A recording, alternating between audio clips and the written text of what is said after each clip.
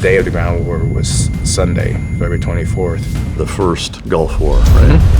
As soon as dawn hit, we crossed the border, and it was an amazing experience where I know our rockets were shooting across the sky, helicopters going forward. We were in the middle of the largest air assault. Kept on doing that for 3 days straight. I struggled with it at first because, growing up a Catholic, I was an altar boy, and I knew every time we stopped shooting, it means the target was destroyed. It was wartime, I still had that guilt. I stopped feeling the guilt after we hit Kuwait City and we found out the atrocities that the Iraqi army had done on civilians. At what point did that stop, and how did it kind of close shop after? It was actually more than 3 days. It was over 100 hours. Talk about Dan Crenshaw when he first ran. I was backing him up because he's a combat vet. He lost his eye for our country, and he's a war hero. And then things changed, and I see the different changes that happened. Like maybe he's not really fighting for us.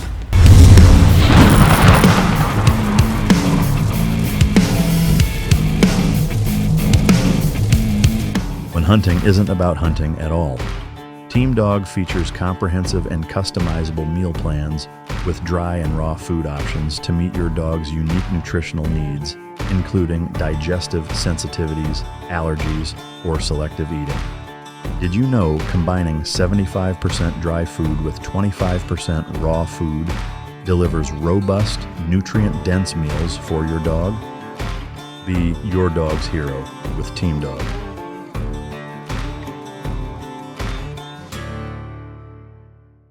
Ladies and gentlemen, as always, it's both an honor and a pleasure to welcome my next guest to the podcast. He's a Vietnam War refugee, having witnessed the fall of Saigon. He's a 13-year Army combat veteran, seeing combat in 3 different operating theaters.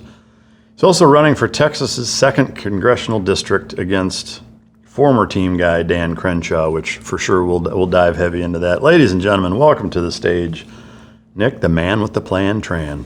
Thanks, Mike. Is that, are we going to get a bumper sticker slogan with that on it, maybe? I got you a shirt and a hat. Awesome. Man, I was saying just before we started, in doing research on all guests and going through the notes, I just found myself, routinely saying, holy shit, to so many different things that you've been through and just that never give up attitude and being in situations that I think for a lot of people would discourage them and make them say, you know what, screw this isn't worth it. And you just time and time again kept getting up and getting after it. And I just really appreciate you taking the time. I know, starting to run for congressional office is a painstaking and busy process. So I know your time is valuable and I appreciate it. What's the last full book that you read? Yeonmi Park, the North Korean defector. Oh, yeah. While time remains, I think her story resonates with mine quite deeply, where she escaped from a pretty horrible place. Vietnam, where I was born in, wasn't a horrible place until at the end of the war. We lost the war against the North and the communists took over the country.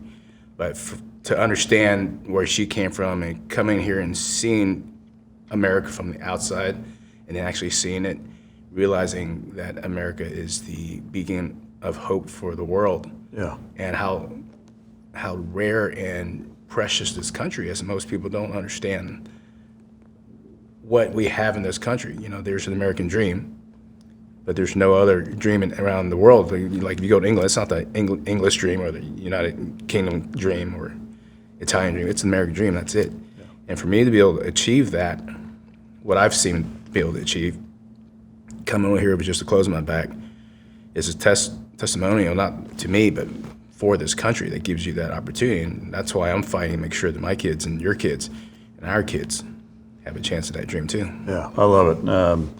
And the country for sure needs people with that approach. I think far too often it's very self-serving and ulteriorly motivated, and to see the benchmark of why you're doing it is to preserve the principles that made this country into what it is refreshing and appreciated. Obviously, you had a different childhood than most of the guests that have been on here. Is there a favorite thing that you used to do as a kid that comes to mind? I grew up in the 80s. X generation, summers were spent going outdoors. Come home from school, maybe make a snack, and then you're outside playing until nighttime. I learned to swim on my own, just being in the summer. Spent the whole summer just swimming in the public pool that we had in the neighborhood. My dad was very, very strict, but very loving, and memories of him has always been very fond. Escaping Vietnam with him put us a bond that it's very, very rare, and it's hard to explain. He was like my dad and my mom. Yeah. At what age did you guys leave? So I escaped Vietnam on April 30th, the day Saigon fell. With my dad, I was 5. 5. Wow. Do you remember much before that? Before that, vaguely. I mean, we were somewhat well off. My dad was a colonel. He got out before I was born and worked for ESSO, which is Exxon. And he was tired of the corruption with the war and the government. He left the military before I was born and worked as an oil executive for ESSO, handling the imports, exports for the country. So we had had a very comfortable life in Vietnam. Vaguely, I had a nanny, so obviously we had money for that, but not much before that. The night was something that I remember pretty deeply because I guess the events was pretty traumatic. My parents separated when I was 3, so my mom had lived at a different part of the city, and during the fall of Saigon, that part was captured, so I never saw her again. Wow. And so yeah, I remember the details of that day and the next few days that we were stuck in the ocean. Do you have any idea what happened to her? I later found out everybody that was captured, that were left behind, went through re-education camp. That's what communists do. They re-educate you and saying the state provides everything and you're going to do everything we tell you. I had 2 older brothers, the half-brothers. We're a difference of 18 years old, so my oldest brother's 18 years older than me. And they both fought in the South Vietnamese Army, and they went to concentration camp instead of re-education camp. So they were beaten, and they went through some horrific stuff. Yeah, people who went through the re-education camp, like my mother and my stepmother, for a year or so, and they basically you're kind of broken after that. And you do your best to survive. I didn't find out till much later, a decade later. Have you been in contact with her since at all? No, she passed away in 2004, same year my dad did. Oh, and wow. I never got the chance to go visit her. Back then I didn't have a lot of money. I was still struggling kid, I guess, in my late 20s, and I never had that opportunity. And plus, there's always that you're going back to Vietnam, which is a communist country, and for us that escaped it, kind of hesitated Sure. to do that. Yeah, I mean, I'd be worried that they're in the back of your mind, no matter how unlikely it may be that they would kidnap you and throw you somewhere like that. That would still be a concern. I mean, it's rare, but growing up with my dad had a pretty large reputation in the South Vietnamese Army. He was the commandant for the military academy, similar to West Point, and they had a ransom on his head because of who he was and what he did. So the family name carried through, and that's why I was never really want to go back to Vietnam, because of that family name. Sure, that makes sense. What about your brothers? So my middle brother, he finally retired. He came to the United States in '79 and worked for Baker Hughes for a while. And then he retired. He moved back to Vietnam because the cost of living is cheaper. The older brother he passed away from cancer. Did you were you in contact with them much between when they ended up in a concentration camp? No. My dad got reconnected sometime in 1977, 78, and then worked through the process of sponsoring them and getting them out. Everybody that came out later, including my stepmom, basically had to smuggle themselves out. Wow. Escaping a communist country through different means. What year were you born? 69. Were you aware of any of that as a child growing up, that your dad was involved in trying to bring them over, or is this something? Oh, when we came here in '75, and during the process, I mean, I was probably 8 or 9 years old. I kind of had an idea, but I didn't know much. Yeah. So it was just your dad and you once you were here. Mm-hmm. Yeah. And down in Houston? We went straight to Houston, straight to Texas. In Houston, particularly, he was hoping to get his job back at Exxon, and that didn't pan out. He was too high level executive. They don't have a lot of jobs in that level. So after 6 months or so, and just couldn't find anything. He was overqualified for everything. He ended up taking a job at Stop and Go. Wow. A convenience store, sweeping floors. And it was just me and him, and we didn't know anybody, in this country, and didn't have money for babysitters. So I would stay home at night, and he would take the night shift. So he would put me to bed and then go to work, and then come back in the morning and get me ready for school. So that was my, just growing up. I was 5 years old, and stay home, watch TV, watch Star Trek, learn English through that, and then just go to school and see my dad for a few hours, and then. So you essentially learned English after you got here. I assume as a 5-year-old, it's probably a little easier than at 20. But oh yeah. But still, you don't speak the language. You're by yourself. You don't know anybody. It's just you and your dad. He's gone a lot. Did he speak English before he came here? Yeah, he was very educated. He actually went to Command General Staff College, as a lieutenant colonel in South Vietnamese. He went to got to see West Point, and when he graduated, he came back, became a colonel. And he had spoken fluent French before that, studied in Paris. So English was his third language. English was also my third language. My second language was French, because France colonized Vietnam, and I went to French preschool. Oh, wow. So it wasn't that hard. I learned fairly quickly. Do you still speak French? No. Not really. I wish. Yeah. I'll say a few phrases here and there, but you don't use it, you lose it. Yeah. So, I mean, to me, it sounds like you don't remember a ton from Vietnam. Obviously, there's still a foundation that's laid, though, in that first 5 years, arguably the biggest, frankly. I'm curious, from the time that you got here until, let's say, high school, was there ever kind of an almost on either side of the fence, or kind of riding the fence almost culturally with, the way your dad was, the way you grew up, and this new country of very different customs and culture? Did you find yourself noticing any of that, or did you kind of assimilate immediately and become an American kid kind of overnight? No, my dad wanted me to assimilate very quickly. He had always taught me, like, when you go to somebody's house, you respect the house rules. You try to contribute.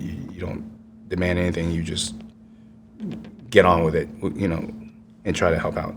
So we didn't live like most Vietnamese people who conjugate in a certain part of town. We didn't do that. We moved into just a regular neighborhood, predominantly Caucasian neighborhood. Went to a Caucasian school. I was one of 2 Vietnamese kids growing up in the school, or large school in Houston. And so I picked it up. There was no culture change for me. Yeah. That was Americans. Was my culture. Yeah. Were there ever, growing up, any flashbacks or conversations with your dad or anything like that about the fall of Saigon and the night that you guys were evacuated? Like, was that something that you thought of, or you were young enough to where you didn't remember it a whole lot? I remember everything during our escape. Can you walk us through that? Yeah. So it was a night before the fall. And my dad woke me up out of bed. Normally, he's very loving, smiling face, and he picked me out of bed, and his face was worried.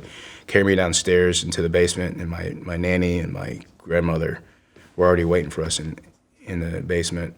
And then he kissed me and then ran out the front door. There were 2 military jeeps waiting for him, and he took off in the middle of the night. And at that time, I didn't know what was going on.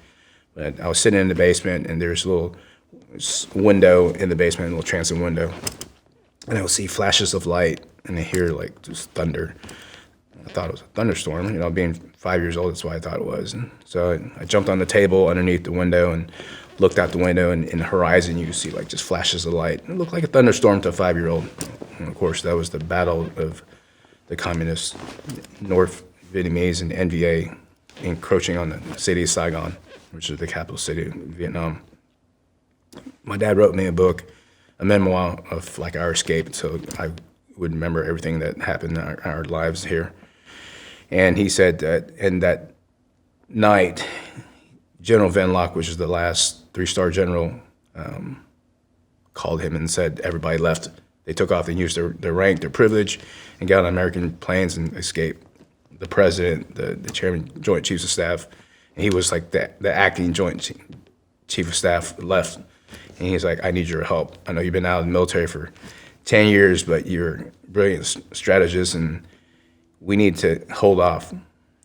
There's 20 divisions of North Vietnamese coming into the city, and we need to buy more time for people to escape Saigon. And my dad's like, no problem, I'm there. So got 2 Jeeps sent to our house, and that's when my dad went to headquarters to help coordinate a counteroffensive to hold the enemy forces at bay.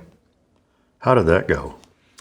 So they had 2 airborne divisions left, and some fighter aircraft, and they fought for 7-8 hours, and was able to buy that amount of time for hundreds of thousands of people to escape Vietnam. Wow. And most of them lost. Most of the units were destroyed and lost, but the men fought to the end. I mean, unlike what you see in a lot of movies where they just dropped their weapons and took off, most of these men in those units stayed till the end because they were fighting for people in Saigon.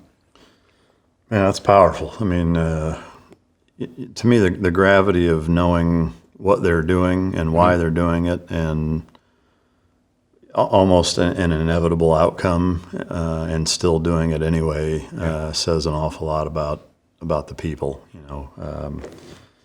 And my hat's off to those guys. That's incredibly selfless, you know. And my dad too. You know, there's a lot of people who have many heroes. My dad's my only hero, because he certainly could have used his rank, his privilege, and his money to get out of the country a lot sooner. But he chose to stay and help fight to save people. Yeah. We could have got out on a plane, but by the time he came back to get me in the morning, the airport had already been captured, and we had to find our way out by one of the last boats. And you know, as we're driving towards the shore, most of the city had been it's like an apocalyptic nightmare. Rubble everywhere, burning vehicles, corpses everywhere. We couldn't make it any further on the Jeep, so we had to go by foot. And I was 5 years old. My dad told me to hang on in his back, and I put one arm underneath his right arm and the other arm over the way he taught me to, so he can have a free hand to use his .45. And as we were running into the streets, mortar was coming down, and he would tell me to close my eyes when we come up to like dead bodies everywhere. And he ran for about 1.5 miles till we finally got to the coast and found a small boat made for 18 people, and over 100 people jumped on.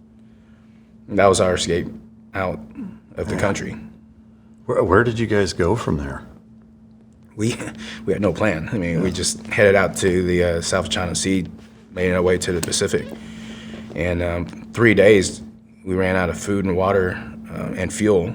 We had sent out SOS messages throughout those days, but we didn't know if anybody received it.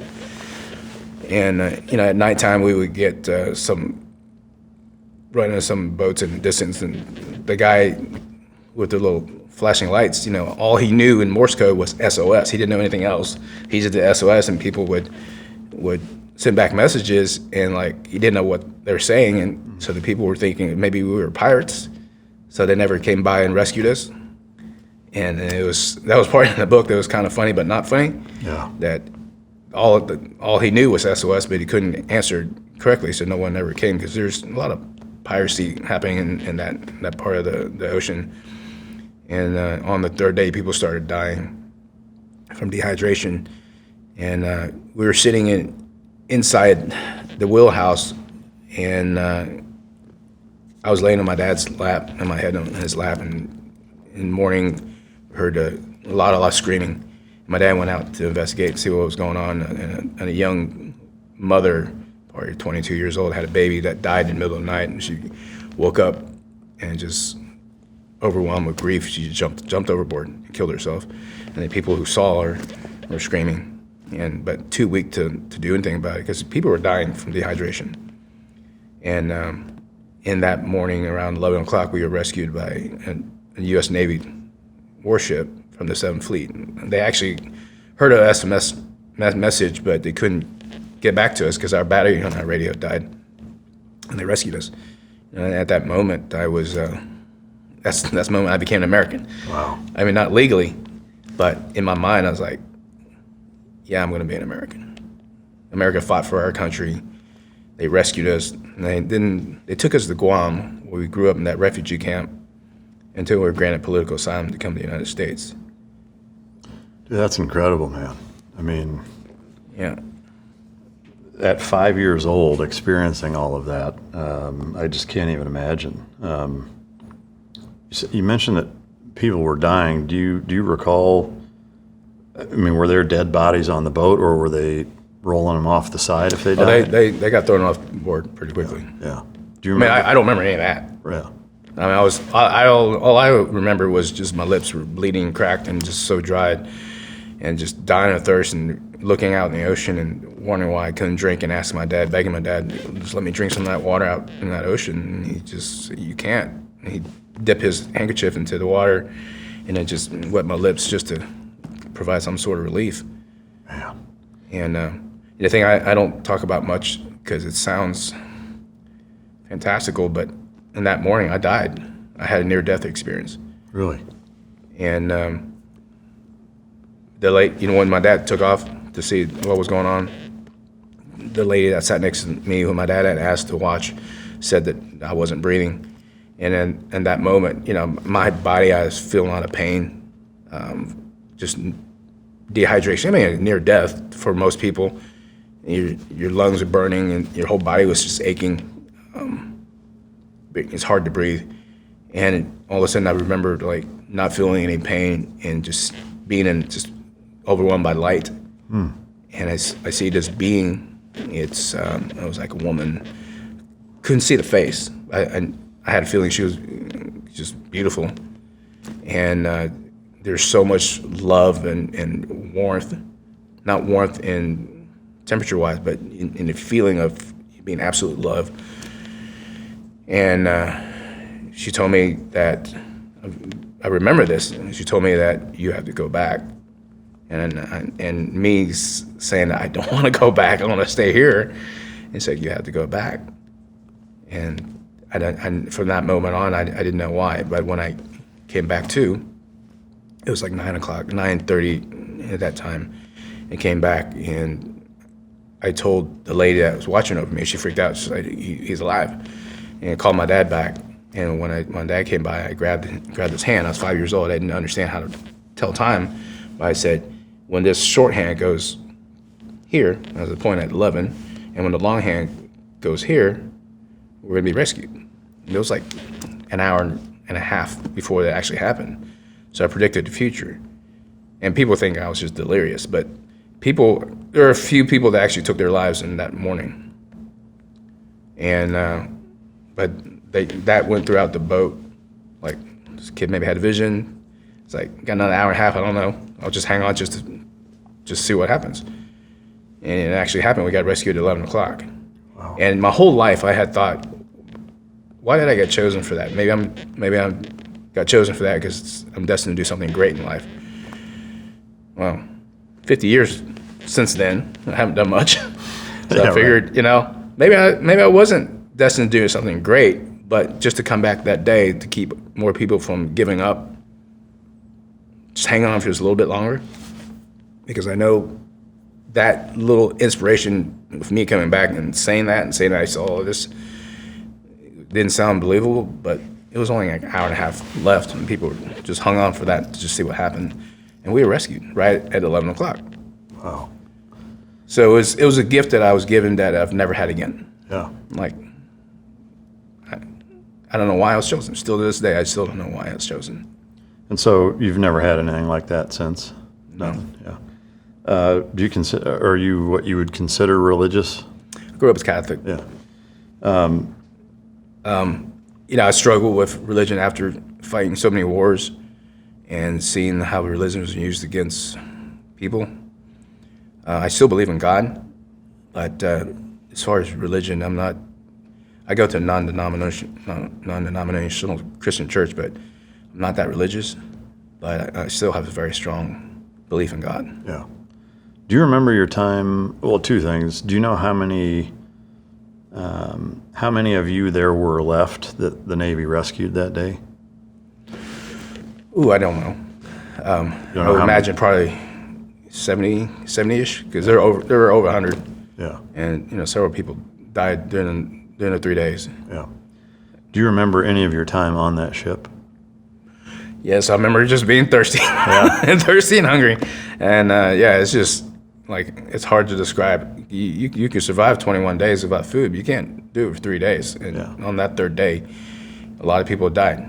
I mean, I died for, I don't know how many minutes I did, but yeah, I just remember the feeling of absolute pain, like burning inside your chest, and then your whole body's aching, of like not having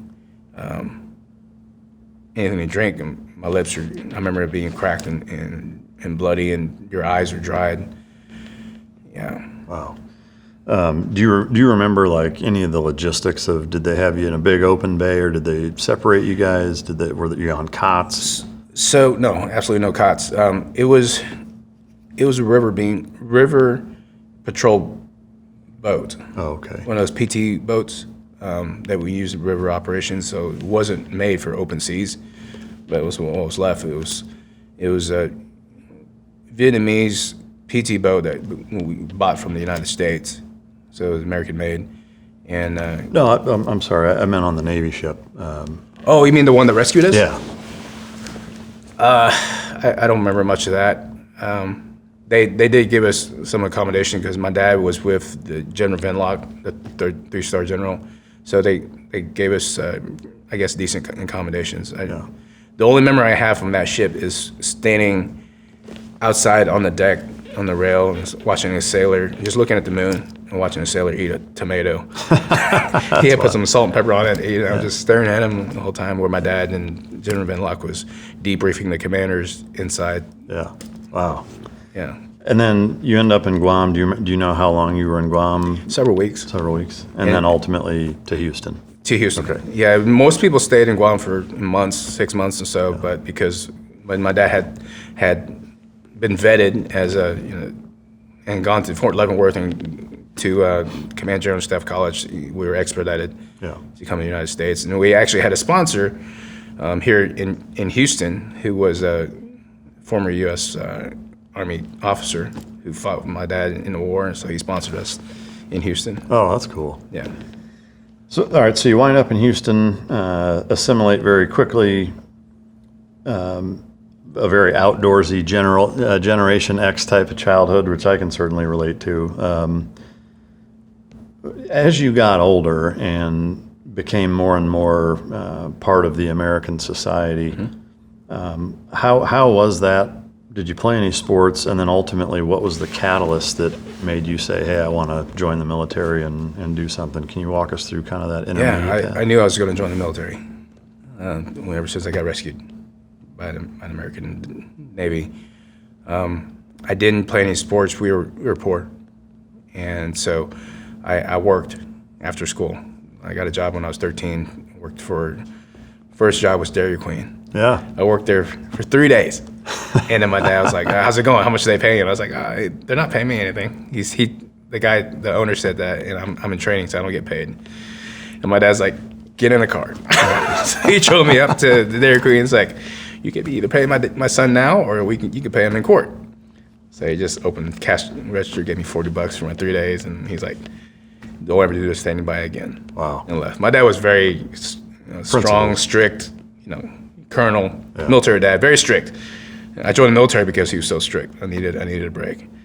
But yeah, I just grew up, didn't do any sports, so just worked from Dairy Queen and worked for a supermarket, sacking groceries, and then I worked for a pharmacy delivering prescriptions until I graduated and joined the Army. Yeah. Did you find it difficult to make friends at that point in your life and being here and being? I mean, just in the 70s, late 70s, it was not like it is today. I mean, yeah, you got picked on, but I think kids get picked on for anything, being too smart, whatever. I got picked on for being Asian. I didn't care. I mean, it just rolled off of me. As I grew up, I had plenty of friends. I never really fit into, or never really got accepted into a specific group. I had friends from all different groups. Yeah. From all what we call preps, the rich kids, and to like join the chess club, but wasn't that good enough to be in that clique. The group that I was most accepted was the surf club. Really? Every time there's a hurricane, we'll head down to Galveston and ride those 3-foot waves. Yeah, that's a trip. But yeah, I was friends with pretty much everybody, but really never belonged to a group. Yeah. Yeah, I can actually kind of relate to that. I was kind of in the same boat. I was never like in one group. I had a friend here or there from different ones, but. Yeah, I would tell you that my dad was not very happy that I joined the military. Really? Having fought in the Vietnamese army and seen the corruption and seeing how America treated their soldiers when they came home from the Vietnam War, he was like. So I actually had to enlist in secret. I went ahead and signed all the paperwork without him knowing, and then I remember the night we had dinner, and I finally told him, I broke the news, like, I joined the Army. He's like, can't you get out of it? And he's like, no, I did to make sure that I signed before I told you. And he was also pissed that I joined as an enlisted, because he was an officer. He saw how enlisted men were treated, in the military. So, yeah, I wanted to be hardcore and went in, and I qualified for everything. I took the ASVAB and GT and qualified for everything. Initially, I wanted to do military intelligence. I thought it'd be cool. Apparently, that's not how it's not recruiters as cool work. As it's like he had to fill his quota, and that month it was artillery. So I joined as a 13 Bravo cannon crew member. He showed me a video of some guys in military intelligence looking all nerdy and just sitting there, and he's like, do you want to do this for 3 years? Or you want to do this? And you show him pictures of the guys jumping out of planes and rigging up howitzers and shooting. I was like, I want to do that. I want to blow shit up. Yeah. So pretty much everything your dad didn't want you to do, you did. Yeah. So it's kind of like the story of, Legends of the Fall, one of my favorite movies, where Colonel Ludlow was the colonel who had 3 sons. He left the military because he was tired of the corruption and stuff. And he didn't want his sons to join the military, and they all did. That was us. Yeah, that's amazing. I do have a note about a private cheesecake story. Oh, yeah, so my military career didn't start very well. The hat on the coffee table sitting right in front of me belonged to Glenn Doherty. It was a John Deere hat that I gave him. He had it when he tragically passed in Benghazi. BUBS Naturals is a tribute to Glenn. They have collagen peptides, which I put into my morning routine every single morning, as well as the functional creamer / MCT oil that goes into it as well. They have hydrate or dielectric electrolyte drink mixes, which are great for pre-workout, during workout, and post-workout to get all the added sodium, potassium, magnesium, et cetera, that's required when you deplete it. BUBS is a family company. The way that they started is, again, super close to my heart, with him being one of my closest friends for a long time. And I encourage you to go to bubs.com, and now there's a landing page specifically for Mic Drop listeners.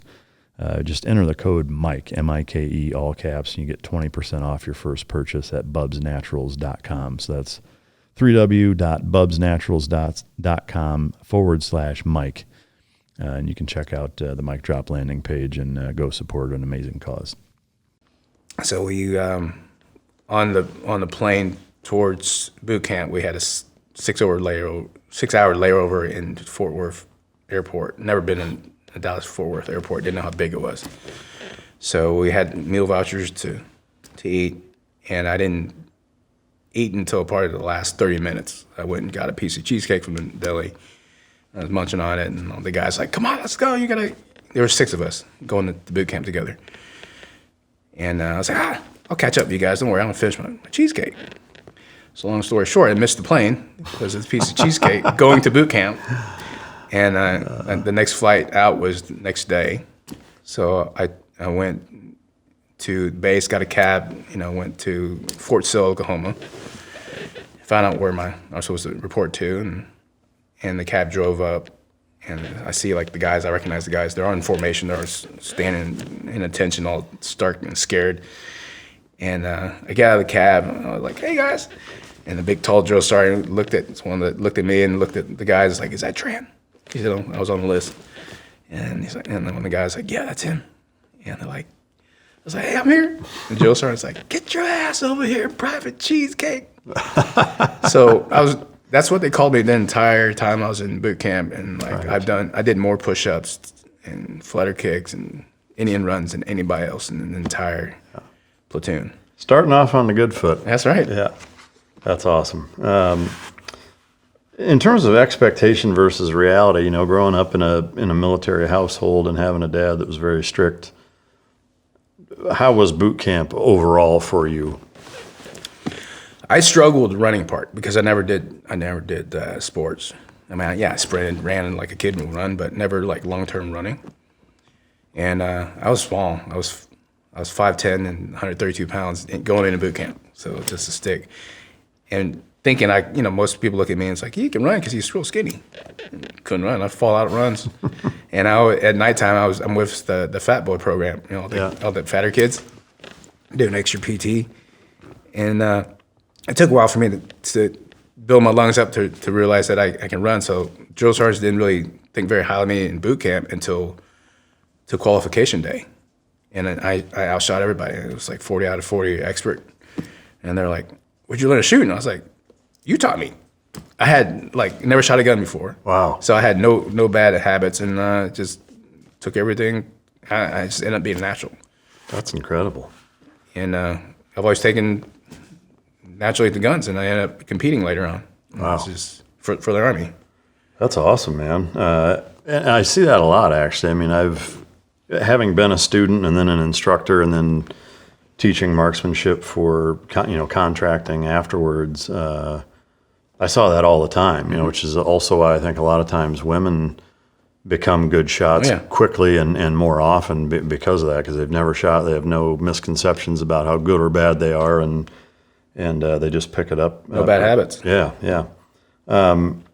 So you go through boot camp and your MOS training and all that. You end up at Fort Bragg. That's your first duty station. Mm-hmm. You just missed Operation Just Cause in Panama, right? Yeah. So I was really upset about that. We had been on the hot seat for 6 weeks. You're on alert status for 6 weeks, and we just gotten off alert status the weekend before, and it was like Christmas time. So we went home. I went home for leave, and I'm watching on news that our sister unit went on, and they're jumping into Panama. Wow. And I'm sitting home going, it's supposed to be me. Yeah, just missed it. Yeah. And it was 2 weeks, they were back. They're done. Yeah. And they came back talking tons of shit. Mustard on their jump wings and combat patches, and just, they rubbed it in pretty hard to us. I'll bet. Didn't last all that long, though, because not long after you end up going to the first Gulf War, right? Mm-hmm. Can you walk us through what it was like from initially hearing, "Hey, the balloon's gone up, we're going," to actually being on the ground? So August 2nd, 1990, August 2nd is my birthday, and that's when I turned 21. We were in a club called Sid's out in Fayetteville, North Carolina, and the lights went on. DJ said, "All soldiers from Fort Bragg, return back to base, your units are on alert." And we went back to base, and all our NCOs and officers had already gotten back on base in formation and kind of told us, "Hey, we're going to war." And we're all excited, and we're going to prepare for it, because this whole time in being at Fort Bragg, we had focused on fighting potentially the Soviet Union somewhere in Eastern Europe. So the mindset of that was who our adversary was. Now that changed. Now we're going to fight Iraqi soldiers in a desert, which we never had training for. So the next 2 to 3 weeks, we didn't have a definite deployment date because it was all in the air. We were focusing on desert warfare and understanding the different Republican Guard units that we're going to encounter and their technology and their tactics. And we had known that they had fought Iran for the last 8 years and defeated Iran. So we didn't know going to Desert Storm how the outcome was going to be. We were expecting heavy casualties. The night that we deployed, back then we didn't have cell phones. But they cut off all the power through the entire Fort Bragg base. They cut off phone lines, and we had already had our bags packed. And we got on buses in the dark and went to Pope Air Force Base, and we sat on tarmac and then flew out on commercial airlines.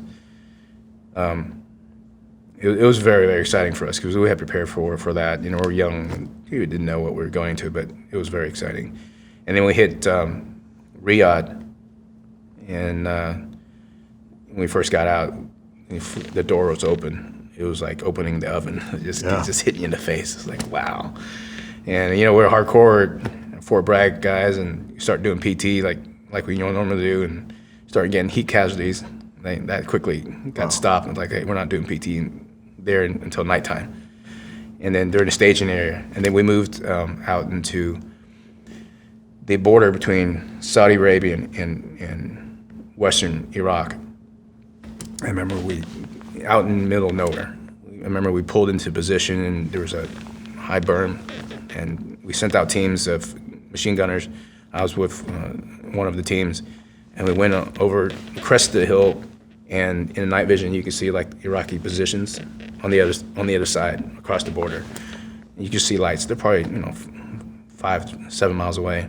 So we're trying to be real quiet. We're digging in, and it wasn't just sand, but it's very rocky. So I have to get a pickaxe to dig in a fighting position. Trying to be very quiet, very disciplined and light and the noise. And then we see 3 guys walking across the crest, just light flashlights everywhere. They're like, "Hello, Americans."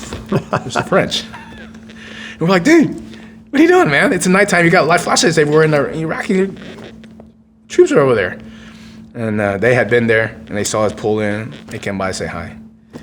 It's just like, man, that could have gone horribly wrong. Yeah. I mean, so we stayed in that position until the deadline, which was January 15th, here in the United States, but we were 12 hours ahead. And on January 17th, I remember hearing B-52s flying over. We got in our foxholes, we mopped 3, and then that's when we launched our first rounds across, and we shot rounds every night until the ground war at Iraqi positions. Our howitzers were 155 millimeter howitzers, and can go up to 12 to 17 miles depending on the munitions, and we were hitting targets every night. Wow. Do you recall kind of a ballpark average of how many rounds a night you guys were shooting? Oh man, up until. Sometimes it was, 3-4 hours straight. Adjust fire. We were shooting RAP rounds, rocket-assisted projectile rounds. I struggled with it at first because, growing up a Catholic, I was an altar boy. Thou shalt not kill. And I knew every time we stopped shooting, it means the target was destroyed. And even though we never saw what we shot, we killed a lot of people. And just that guilt, even though it was wartime, I still had that guilt. And before I go to bed at night, I would pray for forgiveness, and sometimes I'd cry. I felt that guilt, and I stopped feeling the guilt after we hit Kuwait City, and we found out the atrocities that the Iraqi army had done on civilians there, and raping people and killing families, murdering people. So that initially it was a guilt. It was a heavy weight burden on my soul. But in the morning, or whenever we did another fire mission, it was, you're back on. You put that all behind you. You move forward. So with that, I guess how many days were you on the ground during the conflict? Do you remember? Oh, we were there the whole time. I mean, so we got there. We got there around September, Okay. The ground war didn't start till February 24th, and we didn't leave the country till end of March. And there's no FOBs there. We lived in Bedouin tents, no water, running water, no electricity. We got to the point where we only ate like 2 MREs a day because we were so far in the front lines that couldn't get resupplied. So with that, was that the normal mode of operations, were shooting rounds for days on end and then moving forward and then setting up camp doing the same thing? Yeah, we would, along the border, we would do that along the border until the ground war.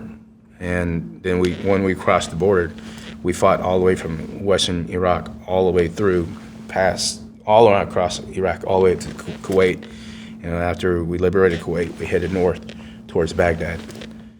The ground war, the day of the ground war was Sunday, February 24th. And I remember the night, barely any of us slept because we knew, we were excited. It was like 3 a.m. We all gathered in a circle. The chaplain said a prayer, St. Michael's prayer. In a circle, we had arms on each other. And then after we said the prayer, we mounted our vehicles.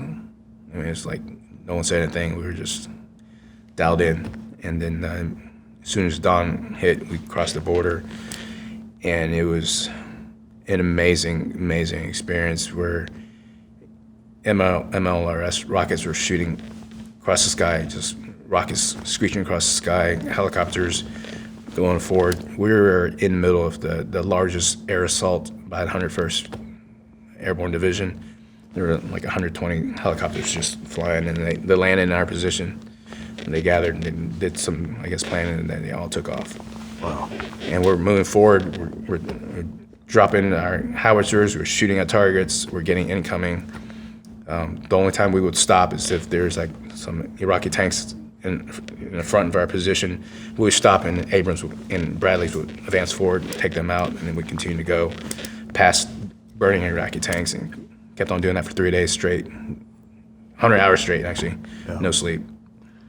Did you guys witness and see just a ton of carnage in that way, seeing burnt? Yeah. Because I remember seeing pictures and videos. I mean, I was in junior high at that time, I was in 8th grade, and but I remember, even years later, seeing guys that had been there that had pictures and stuff. It seemed pretty gnarly. Yeah, there was a time where there was troops in the trenches, and they had M117 troop transports with Vulcan cannons on top. And they would go over the trenches and just lay waste in the trenches, and then we would see like just pink mist and body parts everywhere. There were a lot of troops in the trenches that we engaged, and we used white phosphorus. Really? To explode 50 meters above the air. These are white phosphorus howitzer rounds? Mm-hmm. Yeah. And so you would come upon targets that you guys had engaged with howitzers. Oh, we would call it. We'd never see where it was. I mean, the closest we probably hit was probably 2 miles out. Right, but I mean, like, as you're advancing forward, yeah. You're seeing the carnage of what you guys had been doing. Mm-hmm. Yeah. And there's just thousands and thousands of Iraqi prisoners just on the highway, and we would tell them just go that way because we had collection points. Our job was to keep on going forward and attack, and we couldn't take them. Felt sorry for them. We threw MREs because some of them just didn't have any food for days. And then you'll see pockets of like MPs just collecting them. They're all zip tied and sitting in groups. And there were literally tens of thousands of POWs. Wow. How did that set with you as you navigate through the carnage of what you guys had been doing? Did you, after seeing what happened in Kuwait, have a very different perspective, and did you hold that perspective and felt pretty justified in doing it, or did you ever struggle? I felt justified, and I stopped crying, and I stopped, it's not like I cried every night, but I stopped asking for forgiveness, because literally we would go to Kuwait, and then Kuwaiti people would just rejoice and saw us, and they'd pull us, hugged us, and brought us into their homes, and just showed us, like some homes, they were bloodstains on the rug floor. What they had done, they had hung the men up in the ceiling and then raped the women in front of the men, and they killed the entire families. And the Kuwaiti people were telling us about these stories. And the Iraq troops that escaped and headed north were on the highway of death. And of course, most of our aircraft took out those vehicles, but we also had targets on those vehicles that were escaping. Yeah. We shot copperhead rounds, which were laser guided. They had aircraft that were lasering the targets, and we were just shooting, and it was hitting tanks and vehicles. Yeah. Do you have any scope of how many enemy KIA your guys' unit took out? I mean, No idea. I mean, it's probably hundreds. I know that we took out the entire 7th Republican Guard Artillery Regiment, because that was one of the units that were facing us, and we actually took out the entire unit. So that unit that didn't exist after that war. Command went and did battle damage assessment, and it was just like they said, it was just carnage everywhere, like scattered the desert. did you take any pictures during No, absolutely not. No. Anyway, we didn't have the cameras we did back here either. Yeah. I mean, the only camera I had was like one of those disposable cameras, and Yeah. no, I didn't. Yeah. That's something I don't want to remember. Right.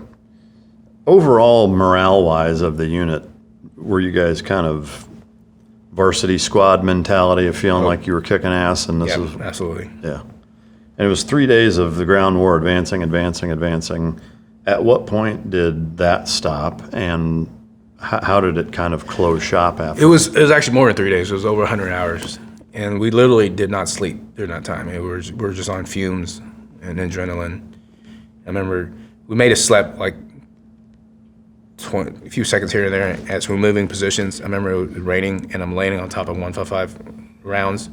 Rain's hitting my face, and you're not really sleeping because you know when you're stopping, you're jumping out of the vehicle, unhooking your howitzer, and you're going in.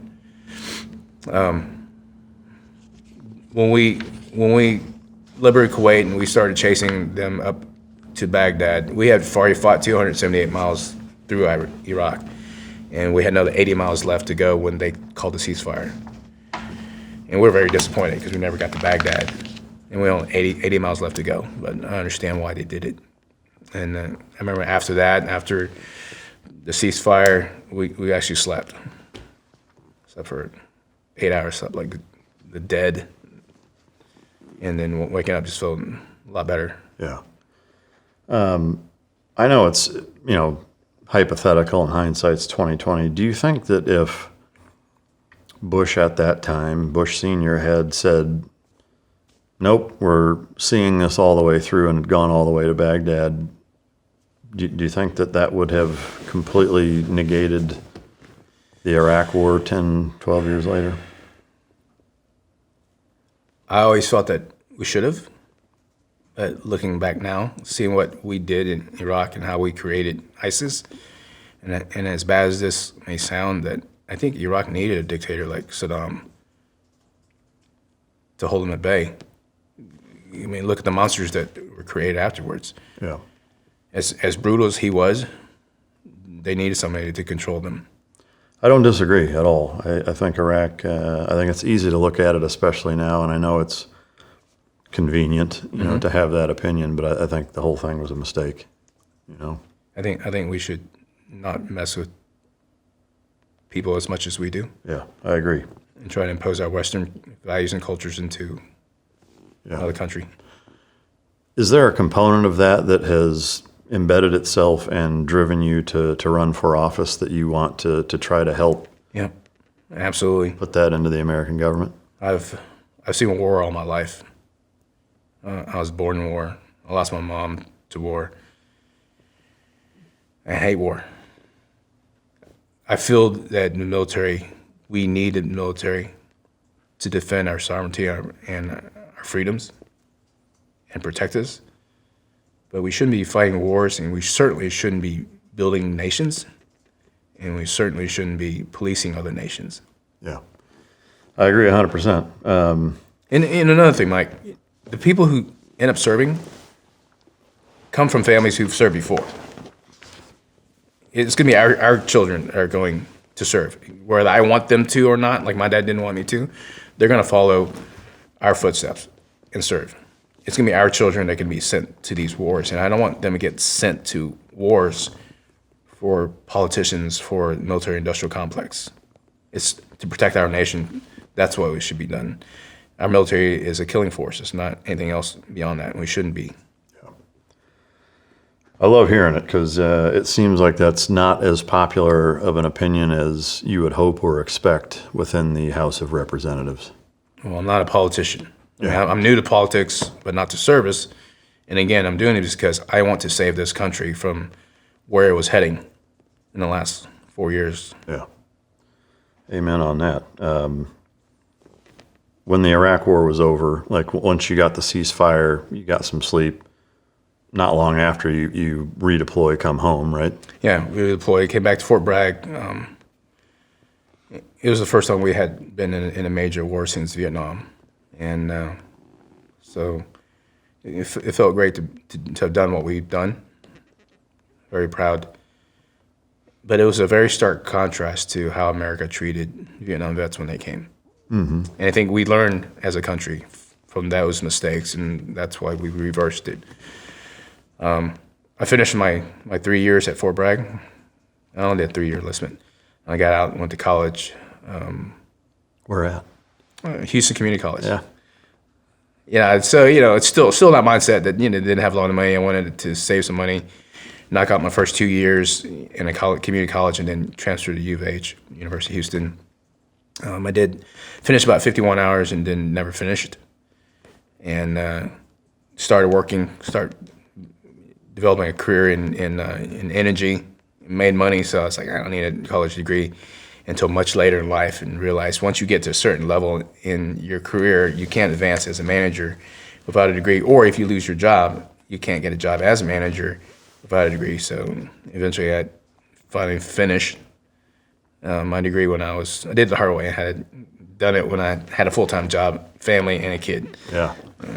I know that feeling for sure. I did the same thing. You got into the energy space specifically with, I'm assuming, oil? Mm-hmm. Yeah. Who did you work for? It was hard getting in the industry, not having industry experience. It's kind of catch-22. Finally got on board with a small company called Express Energy. They gave me a chance. It was my background was human resources, recruiting. And I got on and did real well. And what I found out did real well was in the oil field, they had trouble keeping people. Getting people going in for the money, it's a lot of money.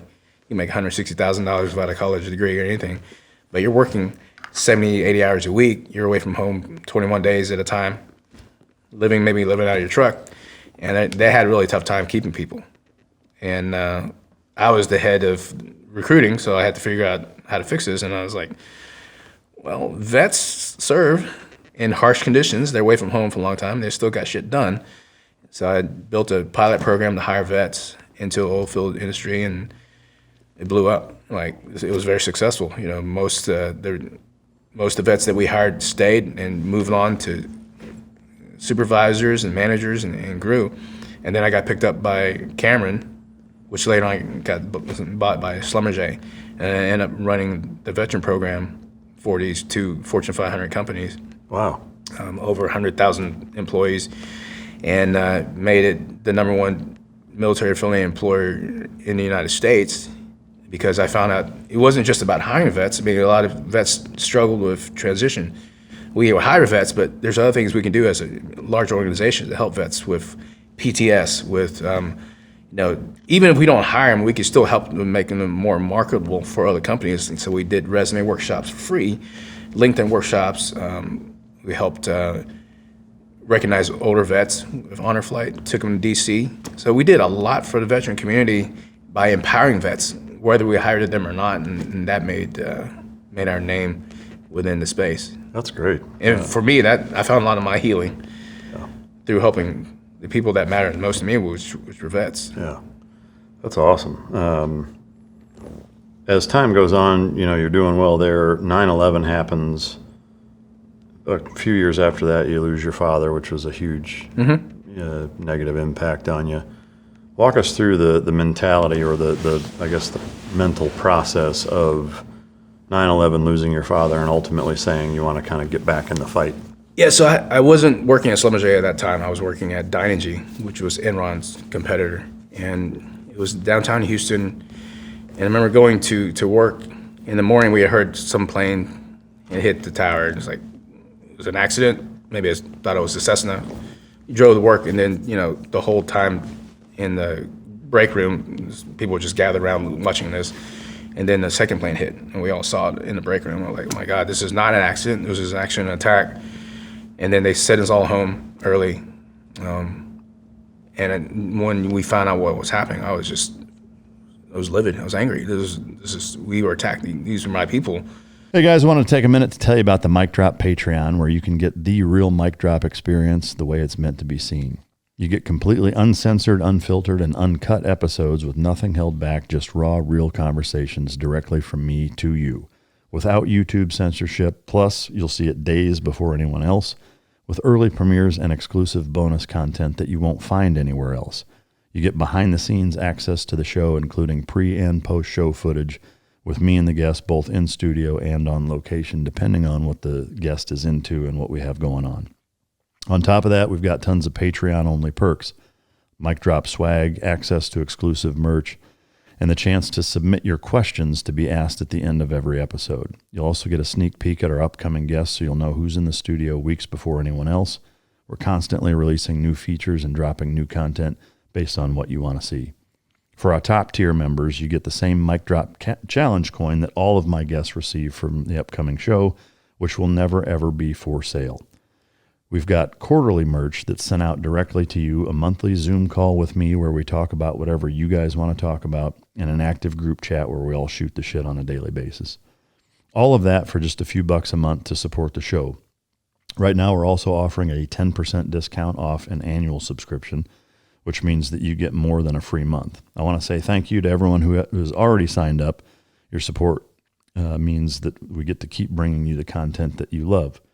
So if you haven't yet, hit the link in the description or go to patreon.com/micdrop and join the team. I'll see you guys in there. Thank you. And people jumping out of the buildings just to save themselves from not getting burned to death and choosing that death instead. And I wanted to join right back in immediately, but my dad was older at that time, and I didn't want to leave because I still want to have that time with him. I didn't want to be gone and have him pass away. He passed away a couple years after that. It was the worst day of my life. Because it was like, like I told you, he was like my dad and my mom. So it was like losing both parents at the same day. He died in November 15th, 2004. And of course, that Thanksgiving was right after, a couple weeks afterwards. And I ended up spending that Thanksgiving at the church, working for the homeless, feeding the homeless, and trying to just stay away from holiday events and just try to help other people to get my mind off of it and kept busy. And then 2 months after that, after I was able to finish grieving, is when I re-enlisted, tried out for 20th Special Forces. It was a National Guard unit, but if you get your Green Beret, you can go. And Mississippi was the closest unit that had that program. So I would drive to Mississippi from Texas, go through the program, Special Operations Prep course. Never made it. I was 35 at that time, and still had an 18-year-old mindset, thinking my body was still 18 years old, and it was tough. I tore up both my knees, had torn meniscus in my knees, and didn't make it, but they saw how motivated I was, and I had combat experience, and I wanted to go. I wanted to serve. I wanted to pay back this country and put foot to ass to those who did this to us. And so I stayed in the unit. They asked me to stay, and we had an opportunity to deploy to Afghanistan. So I was in a support company, and so I did whatever was needed done. So I ended up doing a lot of resupply missions. I was the turret gunner in all these missions, and they quickly found out how well I could shoot. And so they made me a kind of PSD guy for a lot of our officers when we go on missions. So I got to see the entire Afghanistan. We go all over Afghanistan, and either a turret gunner or whatever. There's a job to be done, need volunteers. I was there. Was there any super close calls on any of those runs that you did? We got a couple ticks here and there, during on missions, and we get ambushed. And we return fire. We all return fire, but kept on moving, kept on pushing through. It's not like we'd stop. never really knew how many targets we hit because they're usually in high ground, and I was the Mark 18 and 50 cal gunner. And we shoot back, but we never hung around to find out. Yeah. As that wrapped up, though, towards the end, there was a VBIED that ended up. Yeah, so I made it pretty much unscathed the entire deployment until like the last month, and third group had come back. I was on the 20th group. We were with 7th group, and third group had come back, and we were going out with the Germans just to get our marksmanship badge with the Germans, and we went through a market square. And normally, most Taliban, they don't kill their own because they get money for killing us. But it happened to be a couple of Pakistanis who crossed the border, and there was a guy in a Toyota Corolla we drove by. We were in soft skin SUVs with the Germans, and he detonated and killed 3 kids in the market square. I didn't get any shrapnel, but I got rocked pretty hard. Just dazed, but was back on it pretty quickly. And our mindset, we were group guys. Were like, hey, get back in the mission, get in the fight. We picked up the one kid that looked like he was going to survive and drove him back to base and tried to save him, but he didn't make it. And again, I felt that deep guilt of not that we did it to those kids, but that VBIED was meant for us, but it killed innocent kids. And not having that knowledge of being able to save somebody's life, really, I struggled with. Not that I don't know if I could have done anything even now, but at that point is when I wanted to become a medic, just to have some skill sets, just to save people.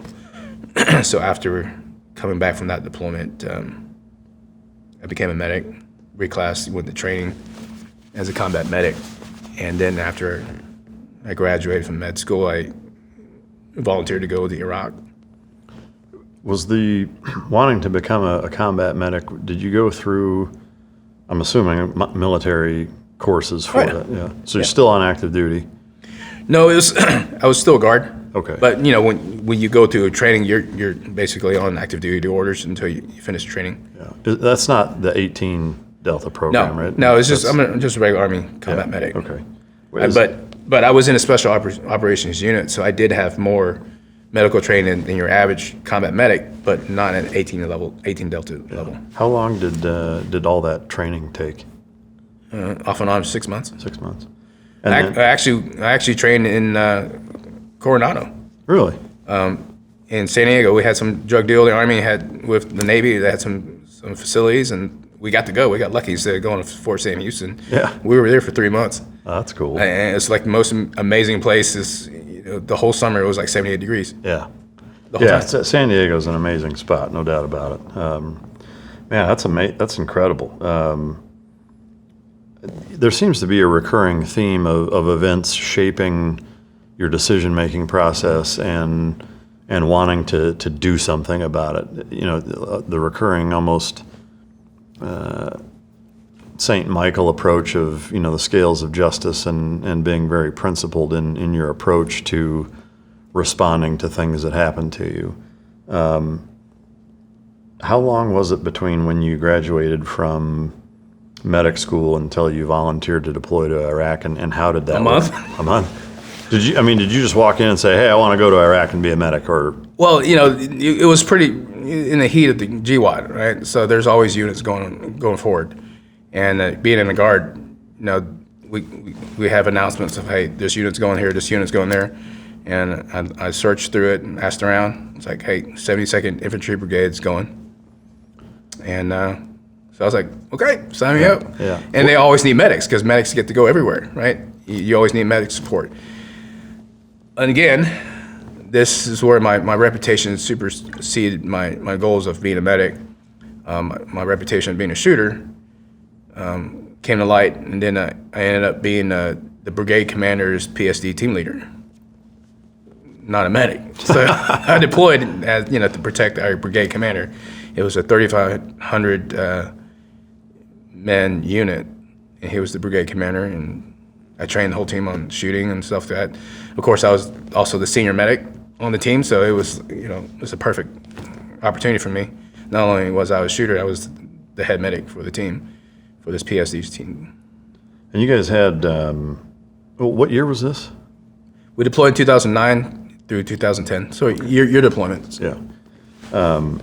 88 combat missions outside the wire, and there was 2 soldiers that actually took their own lives on that deployment.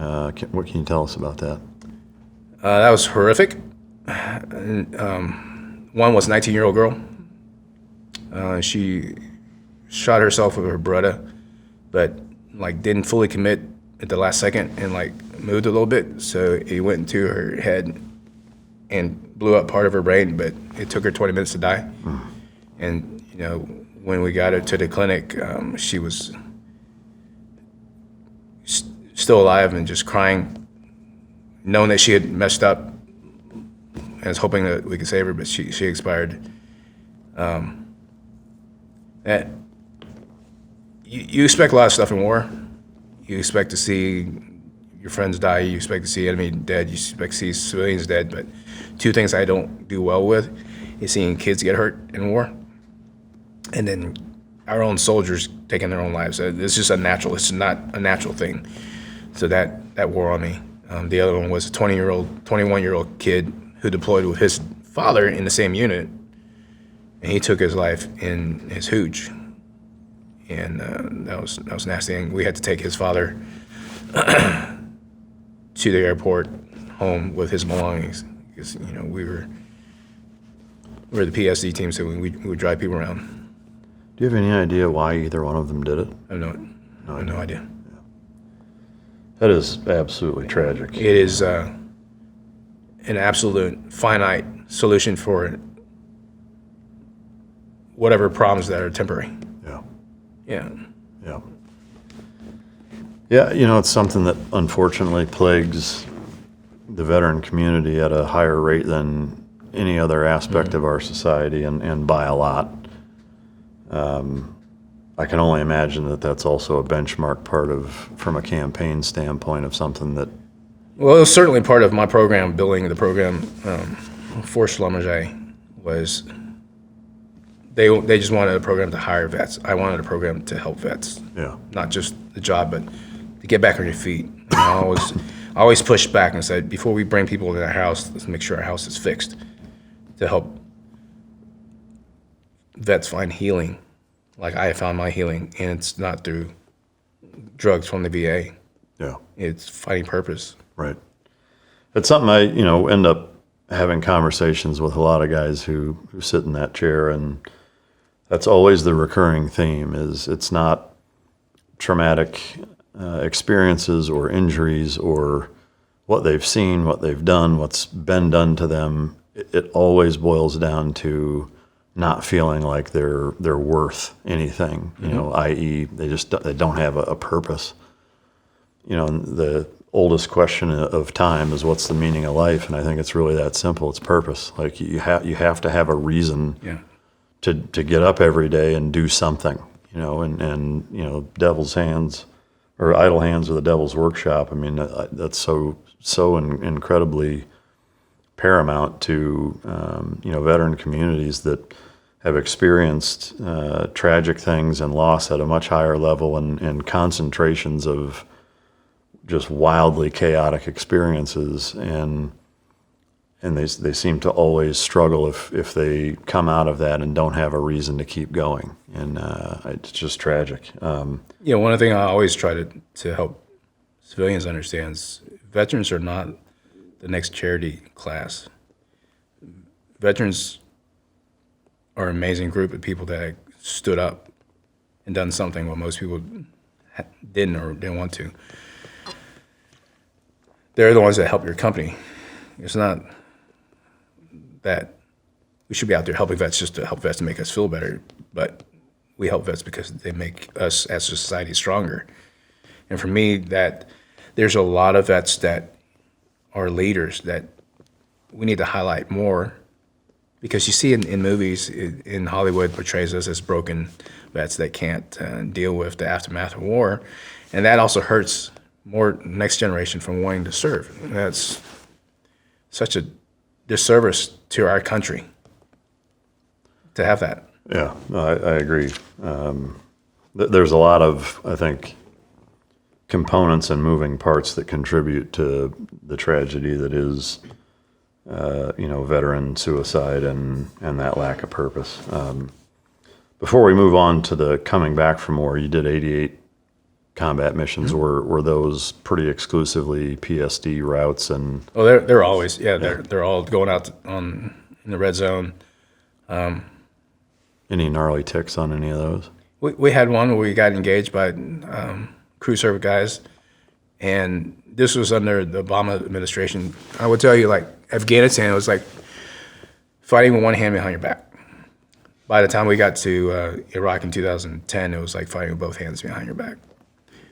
We got hit on Route Irish, and we couldn't engage these guys. We were good shots. We could have killed these guys, but the backdrop was a residential neighborhood, probably 500 meters from them, and they didn't allow us to engage. It's like just push through. And I'm on the radio. It was like, you want me to push through and like leave it for the next convoy, U.S. convoy that's going to come through? And I was like, yep, push through. And at that point, I was like, I'm done. We couldn't do that. You're getting shot at. Guys from PKMs, we could have taken them out, but we weren't allowed to. We had to push through. Yeah, man. That's a whole other can of worms, the rules of engagement. Yep. And I mean, I've said this a number of times on the show, and I'll say it again. I think, and it sounds like your philosophy is very paralleled to mine in that regard, is don't use us unless you absolutely have to, but if you do, let us do our job and take the gloves off. Let the leash off. Yeah. I mean, we were there for too damn long. Yeah. We were in Afghanistan for way too long. I was on the World Affairs Council board, and I interviewed General McMaster. We had, similar backgrounds in the fact that we fought in 3 different wars, 3 of the same wars. And one of my questions to him was, every country that have tried to conquer Afghanistan has failed. What made you think that we would be able to? And the other question was like, what was your exit strategy for Afghanistan? And his answer was like, we'd still be there. And for me, that was amazing, because I totally disagree with that. It was like, what are you talking about? That means my children would be fighting in Afghanistan. We had to find an exit plan. We were there way too long, and we weren't accomplishing anything because they're so fragmented as a nation. There's no head.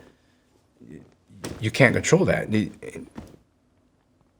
You have to know when to leave, but certainly not leave the way we did, Right. Which is bullshit. And that was another reason why I'm running, because we will never allow us to be in that position again, leaving our allies alone there, and also the blood and treasure that we spent there for over 20 years to be just thrown away. That was deja vu for me, seeing people getting on helicopters from the embassy. Was the same thing that happened in Vietnam. Yeah. I was like, it was deja vu. I felt it again. I was so angry about that. Yeah. I don't know anybody who wasn't. Every person that I've interviewed that, has any semblance of involvement in the military has the exact same opinion, that it was just an absolute abortion, the way that it was handled. Yeah, and like by the time, what happened with us in Iraq, we couldn't do what we had to do, it was time to go. For me, that was like, it'll never put us in a position where we're going to put our boys and girls into a foreign country and not be able to defend themselves. When it got to that point, it was over. Yeah, yeah. We shouldn't be there. Yeah. All right, so you come back from war. You kind of came to the realization that you had PTS. I'm curious, what did that look like for you? What challenges did you face coming back? And then ultimately, what transpired afterwards? Didn't know I had PTS. It was the mindset that we had, that special operations mindset. We're hard. We're war fighters. We're not weak. Keep them on moving, continue mission.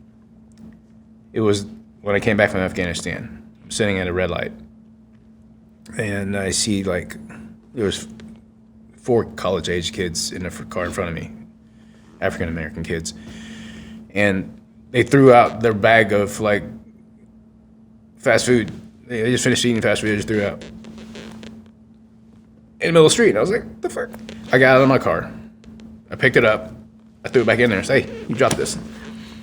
And then they're all thinking like I'm crazy. And I just got back from Afghanistan. So I was like, okay, you want to fight? I'll take all of you at one time. I just take out the first guy and then we'll deal with the rest.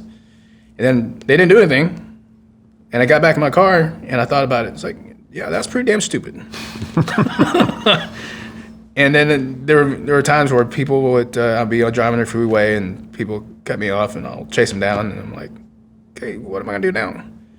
Well, okay, that was pretty stupid too. I mean, then I started realizing, okay, I have a little issue here that I need to get addressed. So I went to the VA and diagnosed me with it, and they gave me a ton of pills.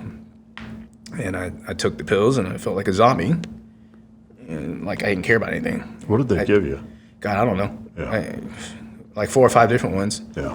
And I just felt numb, and I didn't like that feeling. And I was like, I'm not taking this stuff. And then eventually, like I told you, I've always found my healing by helping others. Like when I lost my dad, I found somewhat of healing by working at the homeless kitchen at the church and doing things and keeping busy. And naturally, I found my healing when I developed that veteran program for the oil and gas industry and helping vets not just get jobs, but actually saving vets' lives, helping them find sources to deal with their PTS, where that's Freedom Service Dogs, which is another great organization. They rescue dogs from shelters and train them to be service dogs. Homes for Heroes helps build tiny homes for homeless vets, puts them in the community with a bunch of other veterans so they can bond together and heal. That's where I found my healing. And that's why I realized it's not through pharmaceuticals, it's through helping others. And the people that need the help the most, that deserve the help the most for me, were veterans. I mean, to me, again, it just falls in line with a pattern in your life that to me is just super inspiring, and maybe more than inspiring, it's reflective of the type of character that I would love to see in all congressmen and women, all over the country. Is that, if you had to pick a singular principle, is that serving others. I think so often, or it seems like most people who go to our government from the House of Representatives on up, it's very self-serving, and it's for something that they're benefiting by having that position, whether it's authority, connections, money, whatever. I love to see it. I can certainly tell you it's not for money. I make more in oil and gas than what I would make when I win as a congressman, because I only make $174,000. But in my website, I've already pledged. It's in black and white that I'm donating a third of my salary to veteran causes. It's not. I'll make sure that whatever money I donate to whatever organization actually moves the needle. So I mean that brings me down to what, 110.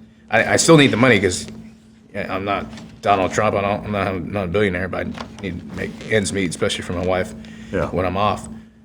But for me, it's about service, and that's what I feel like we're missing in our servant leaders. They need to be serving and not for their own benefit. Yeah. So, I mean, while we're on that topic, and I don't mean to gloss over, post-military time and the struggle, but there are so many components to your campaign that I want to be able to get into. Most notably, your opponent, Congressman Crenshaw. I am curious, from the mental process that you went through of deciding that this is something that you want to do, because to me there's kind of two separate components. There's the actual practical application of trying to change things and serving your country in Congress and the job. But there's the getting to that point, which is a whole different animal of, frankly, sacrifice. And in my opinion, a far bigger sacrifice than actually doing that job is just getting the job because of what you have to go through to get it. I have no doubt that, and I will say even for myself, I've had a number of people approach or ask me if I've ever considered running for any type of office, and my answer is always no. I have no desire for that reason. I don't want to drag my family through the process that is to get that. I'm curious, was there a catalyst that made you say, even knowing that, because you're a smart guy, I know that you know that that's a big part of that process and a incredibly negative one. Was there a catalyst that was a light switch for you that said, okay, I'm doing this now, or was it gradual? So you mentioned earlier that I've always been someone who's stepped up. I've never really been the person that sat around, saw something was wrong, and not done anything about it and just sit there and bitch about it. The catalyst for me happened way long ago. We talked a little bit about growing up in the 70s, how it was for me. I got picked on a lot, got bullied a lot. The catalyst happened in middle school when I was in 8th grade.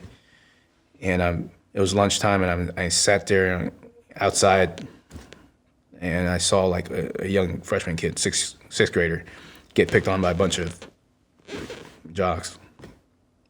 They got pushed around, he got pushed to the ground, and they're making fun of him. And I got in, that point, something clicked inside of me. It's like I saw myself in that kid. That had happened to me years ago throughout my life, and it just snapped. I went right in the middle of that group of kids that are picking on this kid. I just kicked the biggest guy in the stomach. I had taken some martial arts at that time. I kicked the kid in the stomach, and then I punched another guy that was standing next to him. And then they all took off and ran off. And they're like, oh, I'm going to tell Mr. Brailsford, which is the assistant principal who's known to give swats. And I was like, oh, shit. So I took off too. But at that moment, I protected that kid, but I ran off. But it was the moment I was like, you know what? If you have the ability, then it's your responsibility. So for me, it's like, okay, if you're there and you can do something about it, do it. And that's why I stood up to serve in the military. And then in the last few years, I saw how this country was going.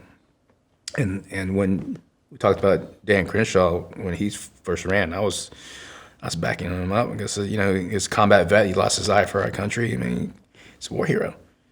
Yeah, we need somebody in office like that. And then things changed, and I see the different changes that happened with him talking about red flag gun laws and voting for billions of dollars to send overseas to Ukraine. Well, we had Americans that are struggling here, and voting with the Democrats on things like certifying Biden's election. I was like, maybe he's not really fighting for us. It's time to step up. Yeah. And, everybody's like, don't run against an incumbent. Don't run against Crenshaw. But I've never been the kid that says, Goliath is too big. You shouldn't take him on. You're going to lose. Well, somebody better do it. And I never thought I would be in politics. I never wanted to be in politics. I never had a very good image of what politicians are. But for me, it's like, I'm going to do something. I need to step up. Yeah, no, I think that's the only way you can do it. Because there's not really any prospect of that entire process that I think is appealing to most people. And to me, there's almost a weird irony of, if you really want to do that, it should almost disqualify you from the position. I don't mean you specifically. I just mean, for the people that run because I want that position, not I want to change things. I want, Right. Because there is a ton of sacrifice, I think, that comes with even running for it, let alone getting that position. And I do feel for anybody in that position, in that it does seem a bit like a lose-lose, and no matter what you do, no matter what policy you either fight for or fight against, for that matter, even if you sit neutral and don't have an opinion, people are going to be pissed because you're not convicted enough to take a side. I mean, there really is like a you can't win, type of approach. How much of that either slowed your decision-making process, if at all? How did you talk to your family about doing it and being willing to kind of put them through the ringer with opposition research and stuff like that? And have you had any super negative experiences thus far? It is a long process, not for me. For me, I've always been the guy that would jump up and volunteer to go. I've seen what it is like on the other side, and what I mean by other side is what happens after this life. I've seen the afterlife, so I'm not afraid of dying or anything that happens to me. course, I'm worried about my family. And I've had a conversation with my wife to make sure that she's totally on board, and she is. It is a sacrifice. It is quite a bit of a sacrifice, not in so many ways. As far as picking a side, I'm pretty clear. I think it's very important. You got to know which side you're on, and I'm on the side to support President Trump. I mean, for me, it's going to be. I know you have to work on both sides to try to get things pushed through, but there are very solid lines I will not cross. For me, it's understanding. Most politicians don't understand that we are not a democracy. We're a constitutional republic, and a lot of people say, "Oh, President Trump's, destroying our democracy." We're not a democracy, and it's sad that those who are in power making laws don't understand this. The Constitution is very, very important. Our founding fathers designed it. They were brilliant when they designed it. And for me, that is what I'm protecting. The Second Amendment is one of those. I will not. Without the Second Amendment, there's no other amendments. There's values. There's family values. The government needs to stay out of our families. And there's a lot of things that I know that you and I talked earlier that we agree on about wars and about the military. We shouldn't be sending our family members to war unless it is to protect us. It's not to police another nation, not to nation build. We shouldn't be sending billions overseas when Americans need help here. So those are very clear lines that I'm going to hold true to. To me, it's a bit of a David and Goliath, and that Crenshaw is a pretty big name. He's got a fair bit of backing from a lot of the deep-seated institutionalization that is the U.S. government. Obviously, there's some people who are very opposed to him in that position too. However, in the grand scheme of things, it does seem like a pretty big uphill battle. I'm curious, is there a singular thing about him being in that position that has motivated you to run against him? There's several, with outside from billions of dollars that go to Ukraine, and while we need that money here for Americans, the red flag gun laws, even though he didn't vote for it, he had that conversation. But just the way he conducts himself. As a congressman, when he was in that interview and was asked about insider trading, he totally flipped on the interviewers. At a town hall, when a young lady asked him about God, and he said, "Don't question my faith." But also finding out what he did to Eddie Gallagher. He threw one of his, even though he may not know Eddie personally, he's still part of that community, your community, and threw him on the bus. And still, I don't understand for what reason. Maybe to show, hey, he's a SEAL and I can do this to a SEAL. I don't know what that is. I'm not going to speak too much of it. But it tells me more about his character. And I don't feel that Dan Crenshaw is a true conservative. Yeah, he has to run as a conservative in a very red district. Texas, too, is one of the reddest districts in Texas. He wouldn't win as a Democrat. There's not just one, but there's several. It's just I don't believe that he represents the conservative values that we need in that position in the reddest district, and we can't lose that support that President Trump needs to have to put America first in the agenda that we voted for, or at least I voted for. And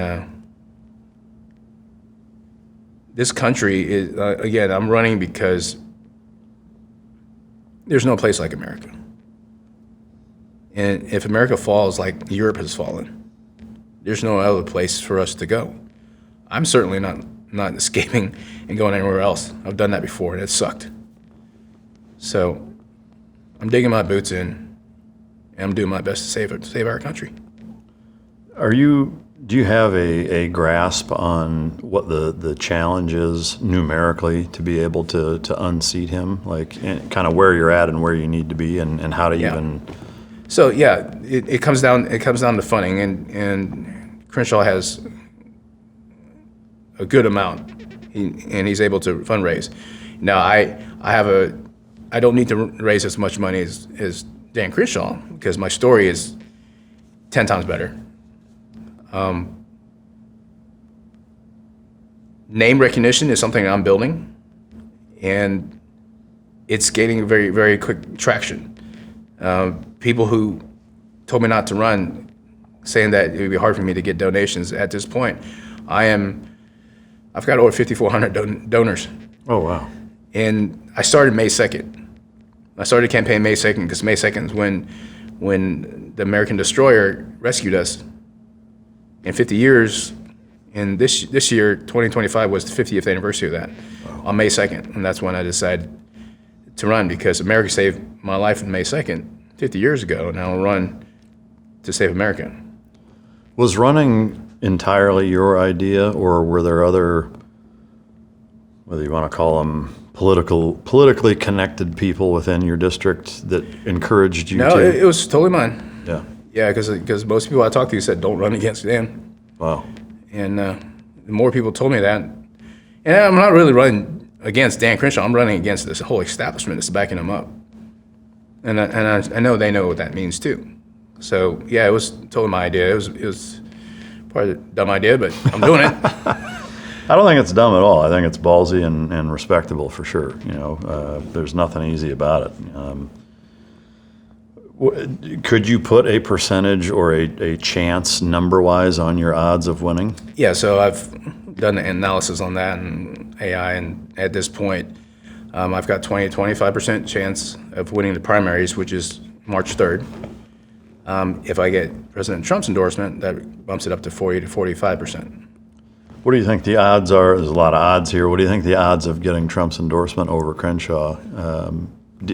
I would, for me, getting on his radar would be key, because I know that, like, we are aligned in every aspect of what he wants to accomplish, because I think President Trump is, for me, is the best president in my adult life.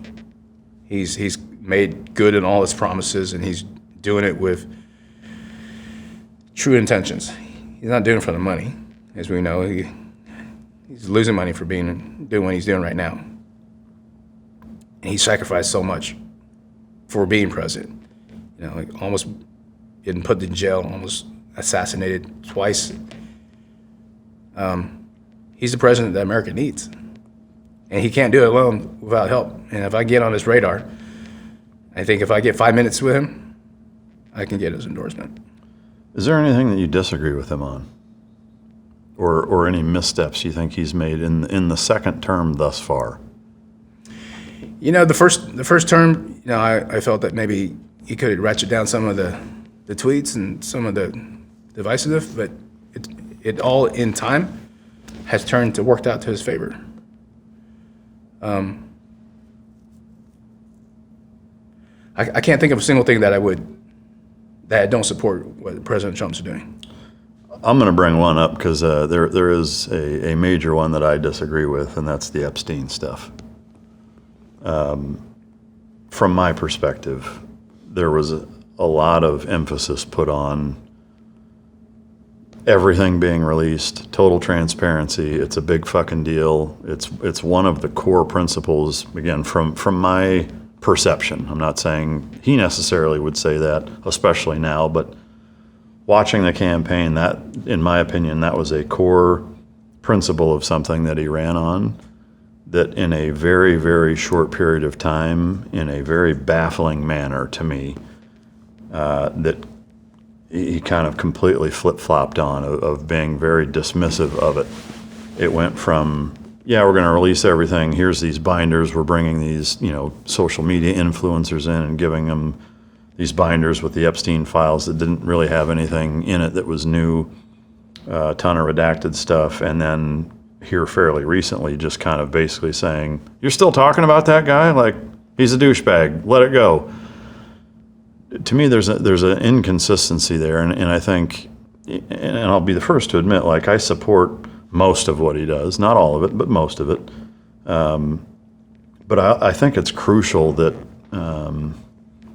every element of politics, that if you're not willing to hold your own side to the same standard that you're holding the other side to, I don't think you can ever move forward, and so to me, I think it's important for the party, not that I even consider myself part of the Republican Party, but I definitely lean more that way than I do anything left-wing. I'd say, if anything, it's more centrist libertarian maybe than it would be if it's not Republican. It's more libertarian than it would be liberal, but it's neither here nor there. My point is that to be so hell-bent on following up on, Clinton, Comey stuff, FBI investigations, January 6th, like, that guy doesn't fucking let anything go. Yeah.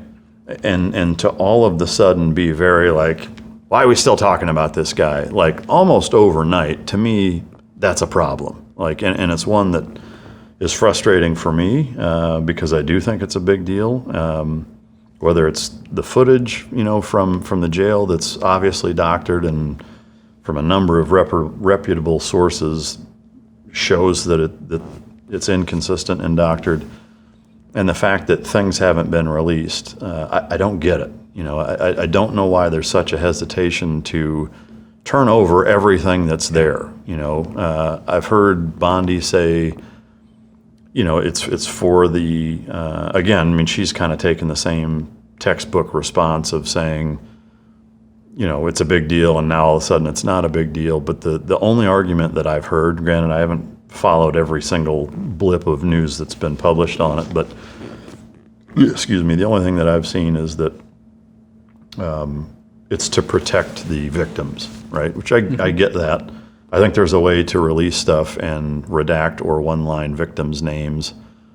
And, I mean, just release everything. I mean, to me, transparency, if there's one thing he's actually been very good at in just about every other way, is being transparent or not tap dancing around things saying, yeah, I said that, I'll say it again. Not, no, I didn't say that. Well, I didn't mean that. Like, he's not that kind of guy. And so this is just the one thing that I can think of where I just don't get it. I mean, he's been pretty consistent with what he's said about Israel and Ukraine, and even admitting failures with it or frustrations with Israel, with Iran, with Ukraine, with Russia. Like, he's pretty blunt and forthcoming with, to me, even in a surprising way, compared to his first term of saying, yeah, it didn't go well, didn't get the kind of progress we were hoping, I'm frustrated, I was hoping for a better outcome and we're not there yet. Like, to me, that's encouraging to hear him say things like that. Yeah.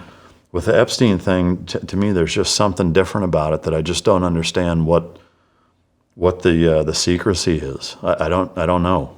I see your point with that. I'm still reserving my judgment because I know there's a lot of things we don't know behind the scenes. I would like to believe that there's something working behind the scenes that we don't know about that they don't want to reveal, just like a military operation that may be something that.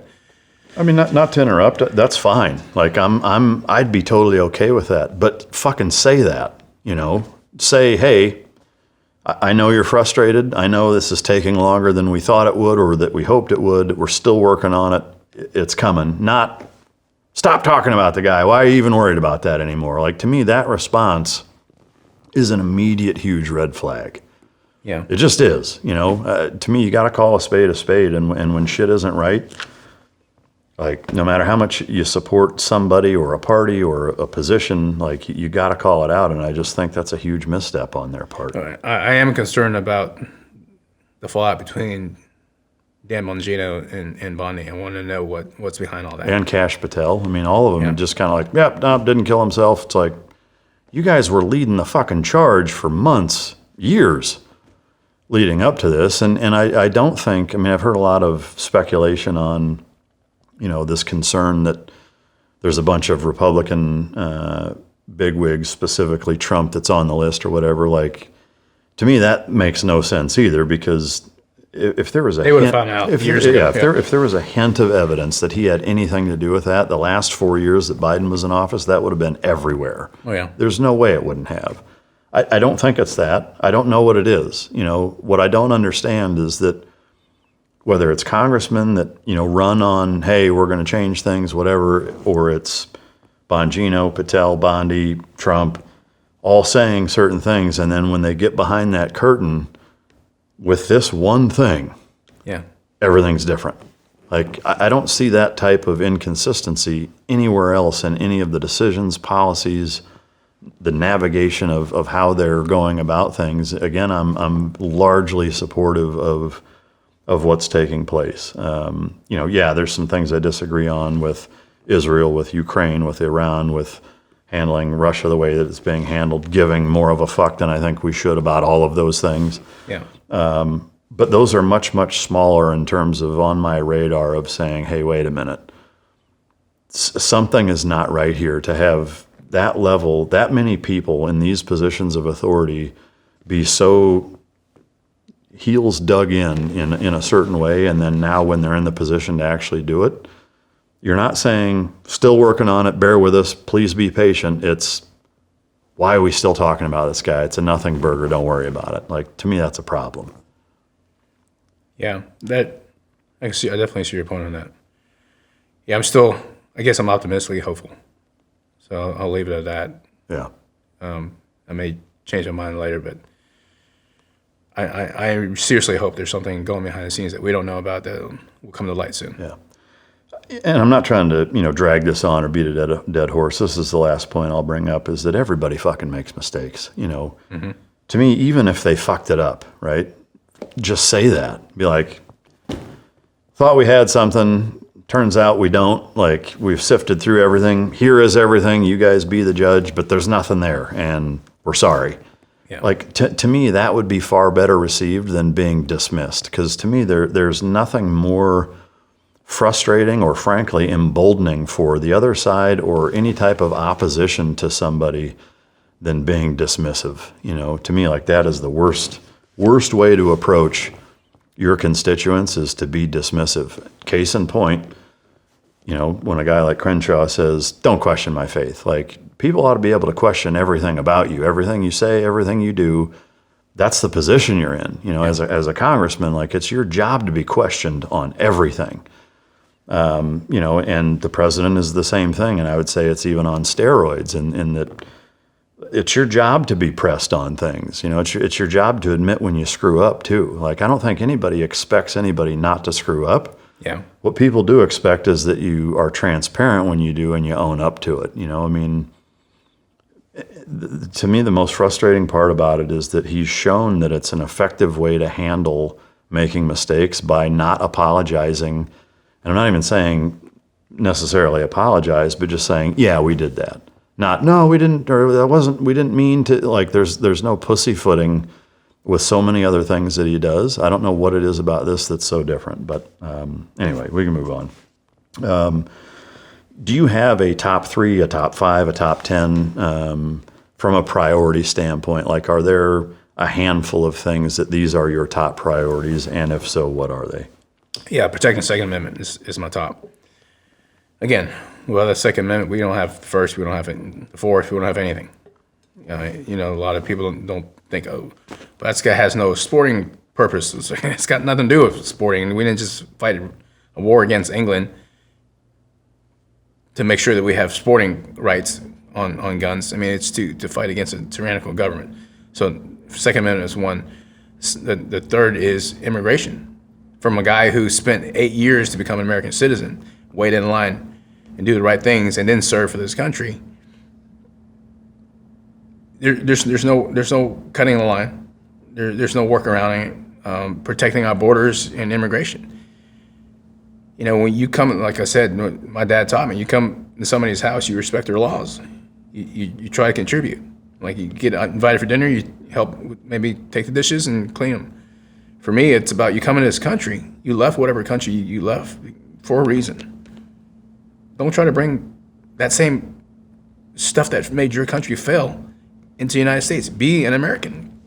Contribute to this country, because that's what you want from this country. You don't just come here because you want the wealth or you want whatever it is that you're escaping from. Don't bring that here. Oil and gas. I'm against all the green initiatives. It doesn't. The Earth is constantly. Climate change is something that happens regardless of humans. It's happened for millions of years. Until we find a more reliable energy source that's affordable, oil and gas is going to be around for a long time. You shouldn't demonize it.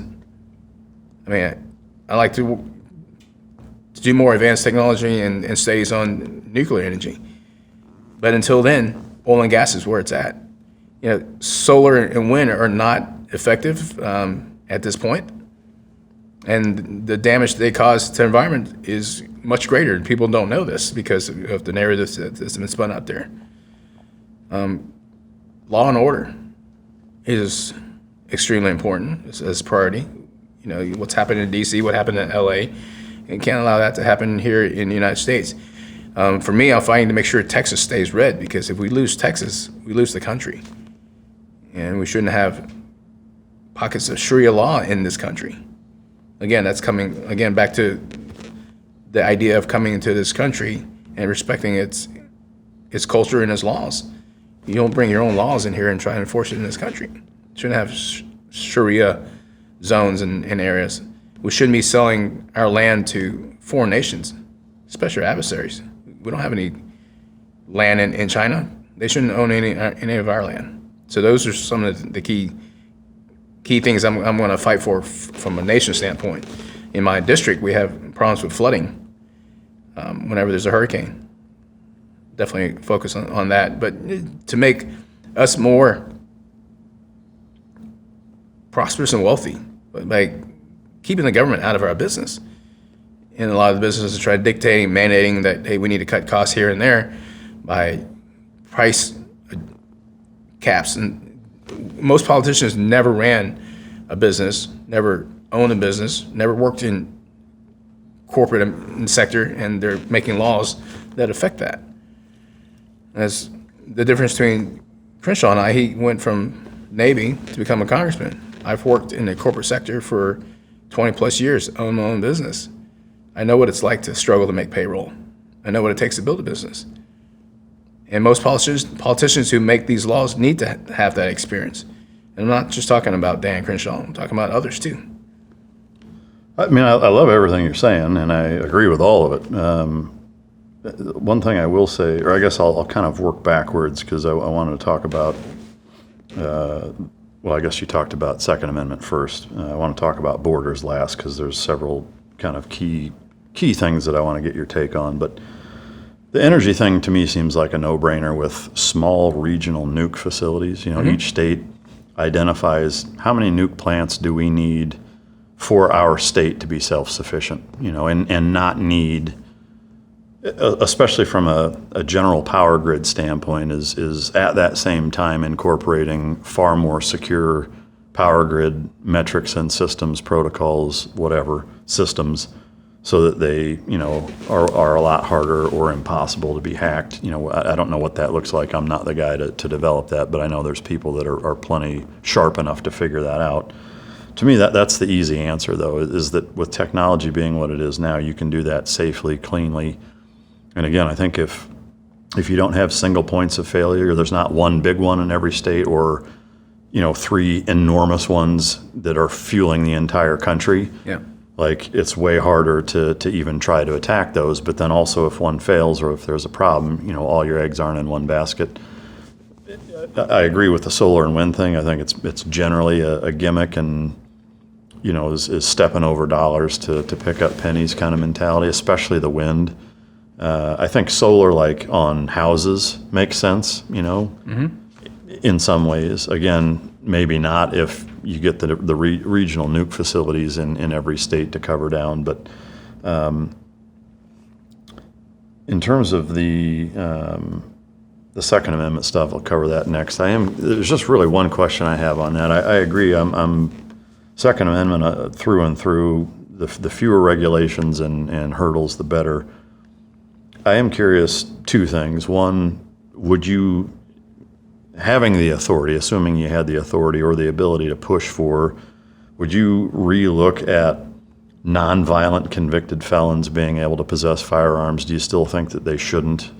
And also, is there a line in any part of your mind where you shouldn't be able to own fill in the blank? And by that, I mean shoulder-fired rockets, tanks, mortars, you know, a certain size caliber sniper rifle. I mean, is there a limit in your mind at all weapons of war wise that should not be able to be privately owned? I love this question. The counter argument for a lot of people on the left is like, these are weapons of war. You're damn right, they're weapons of war. That's what the revolution was about. It's a war. Yeah, they didn't have what we have now, but they used what were weapons of war at that time. As far as Biden's statement, like, how can you fight the United States with F-16s and F-15s with your rifle? Well, you and I know insurgents with flip-flops and man dresses did very well against developed coalition nations in that. It's the ability for the citizen to make sure that the government doesn't have overreach. And as far as like the weapons you're talking about, you and I know the steps it takes to get those weapons, to acquire those weapons. Like, for example, suppressors or machine guns. And they're very cost prohibitive. So the best analogy is that you're not going to rob a bank with a Ferrari that you bought. Okay, so you're not going to spend $100,000 on a machine gun that took you 6 months to get to do some sort of crime with. As far as owning a tank, I know those are part of millions. And you're probably not going to do anything illegally with that. And if you do, if you have a tank, it doesn't matter. You can take out a tank pretty quickly if you decide to do something wrong with that. Aside from nuclear weapons or chemical weapons or biological, basically weapons of mass destruction, I think the citizen who is law-abiding should have the ability to, and most do, have the ability to buy a tank if they want to, or an attack helicopter or a jet. I don't disagree. I mean, I've had that. There's been plenty of people that, in the process of navigating political campaigns, of having well, no, not those. Like, I'm okay with small arms up to this caliber, but anything above that, no. Like, and I agree. Like, it's kind of an all or nothing thing, and Yeah. I agree 100% with your thought process on weapons of war. Is that, whether it's a revolution or whatever, anything in that realm, like, it's all bets are off. And I think you need to allow people to do or have what they want to have. I know that that's not a popular opinion with a lot of the country, but whatever. That's my opinion. Another unpopular opinion from my standpoint is to eliminate gun-free zones, including schools. Yeah. Because gun-free zones are target-rich environments. Yeah. I mean, if a person is willing to commit felony and murder, they're not going to care about a misdemeanor charge of having a weapon where you're not supposed to. Yeah. Well, that and two, I think they specifically target gun-free zones because they know it's going to be a softer target. I think it's really a backwards way to look at it. I think. I mean, I think exudes ignorance. I think teachers should have the option to carry, and if they decide to carry, they should have also advanced training. Not force anybody to carry, because once you carry, you have that responsibility, extra responsibility. Yeah. Yeah, I don't disagree with any of that. From a constitutional carry standpoint, do you subscribe to that there needs to be some base level of certification to be able to carry concealed, or just, everyday carry whatever you want? Yeah. Similar to, say, a driver's license? Yeah. To me, For me, I'm always pushing that people should train more. Yeah. I mean, so am I. Not just for legality of it, but just for your own safety Yeah. and your effectiveness when somebody's coming after you or your family. Yeah. You want to be able to hit your target. Yeah, and I think, even the driver's license thing, I don't think is quite the analogy I would use for a Class A, a normal, just regular driver's license. I think the commercial driver's license is the better analogy. Yeah. You just saw this here in Florida recently, where that, illegal did a U-turn and killed a family of 3 or whatever. And that, as kind of a classic example, is that, I do agree that, to carry everywhere, there's got to be some sort of, you need to at least be able to exhibit some level of proficiency. To me, the trouble with that, and I'm not saying I'm against it necessarily, I am for it, but where I see the biggest hurdle is what is that level of certification, but more importantly, who's deciding what that level of certification is.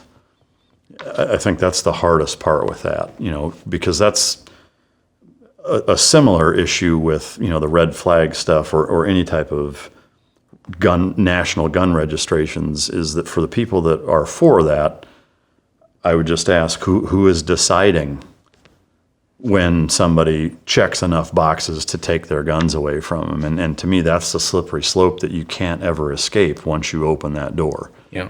So while I am for some level of training, I don't know how to navigate what that level is and who's deciding what that level is. Who picks, who decides what that level is. I think that's the hardest part with that.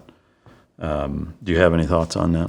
You would definitely want to develop a think tank to develop that group. It should be a group. It shouldn't be just, a singular entity with some checks and balances. But there definitely needs, again, I think everybody needs some extra training. Just be able to not negligent discharges. Yeah.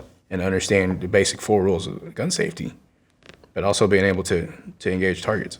Yeah. So it's just like a basic pistol course. I will be comfortable with people going on a basic pistol course where you're shooting 1,000 rounds, through the weekend. It's from a reputable trainer like Paul Howell, Jim Smith, CAG guys. There's a lot of great companies with former special operations trainers that can give you a 1-day course. Yeah. Again, I don't disagree with any of that. Where will we get the money for that? I would tell you $40 billion not going to another country would definitely help with some of that. Even in that same vein, protecting schools, you could hire armed guards for every public school in the country for the amount of money we've sent to Ukraine. Response time is not going to be fast enough for whatever happens, when there's an attack. Yeah. Last but not least, the border thing. I agree with everything that you stand for in terms of, the principles behind your border policies. The big thing that I'm curious of and would love to get your take on is the controversy around the way ICE has been conducting some of their raids.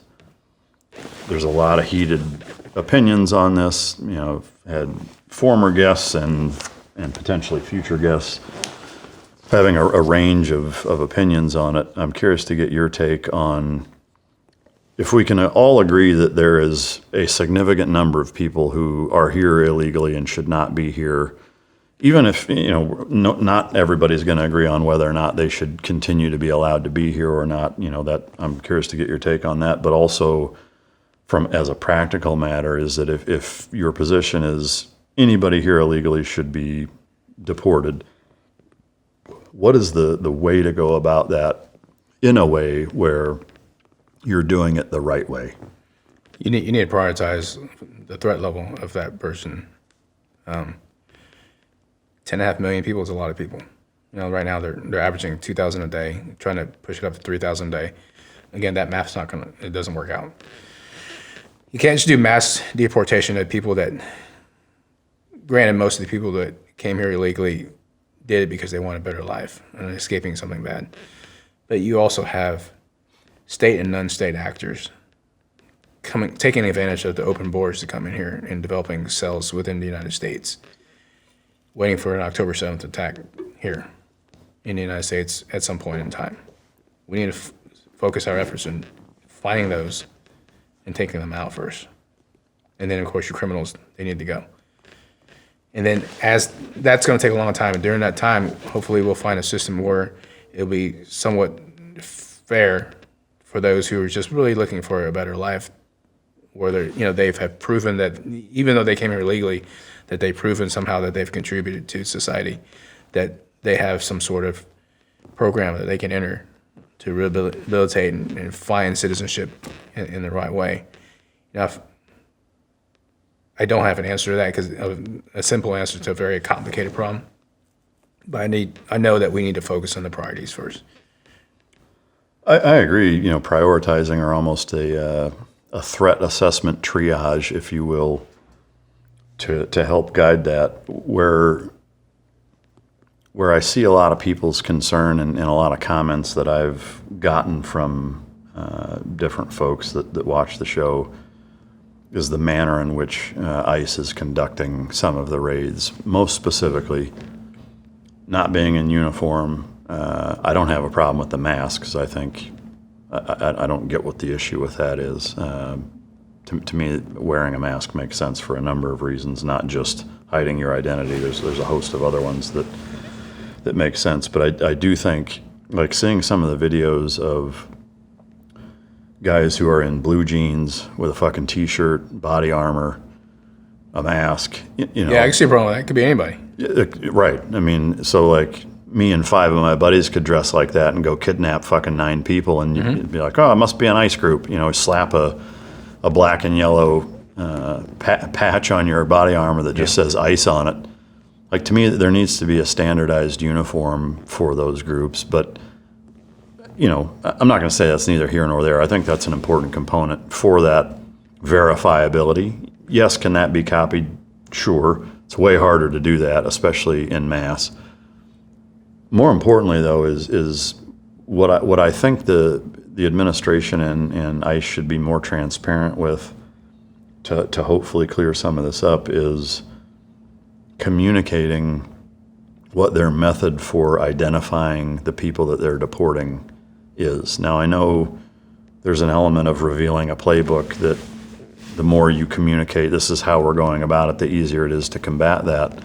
But I do see a potential issue with, groups of law enforcement officials that are not very easily identified, that are just swooping into places and rounding people up. Like, I just want to know, what are you basing, who you're grabbing, why are you grabbing them, and how are you deciding that this is the person that I want to grab? Like, what are you doing to verify that that's the person that you're going after, and what drove that train to get you to that point? I think there has to be some more transparency. There has to be. Yeah. Again, I'm not opposed to if you want to say rounding up, grabbing people who aren't supposed to be here, who are violent threats to this country. I'm all for getting them the fuck out of here.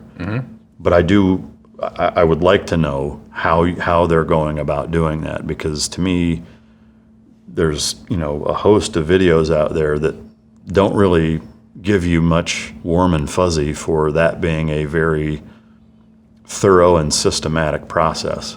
Yeah, they have a PR issue. They need to. I do agree. I think the common denominator in a lot of things that we've talked about is transparency.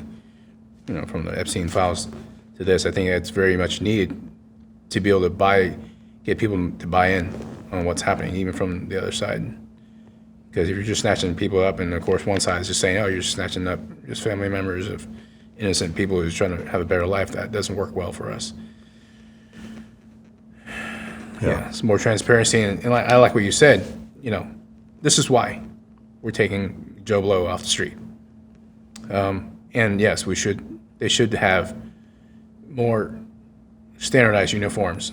So it can't be just a bunch of dudes in masks that decide, hey, let's go pick somebody up and say we're ICE.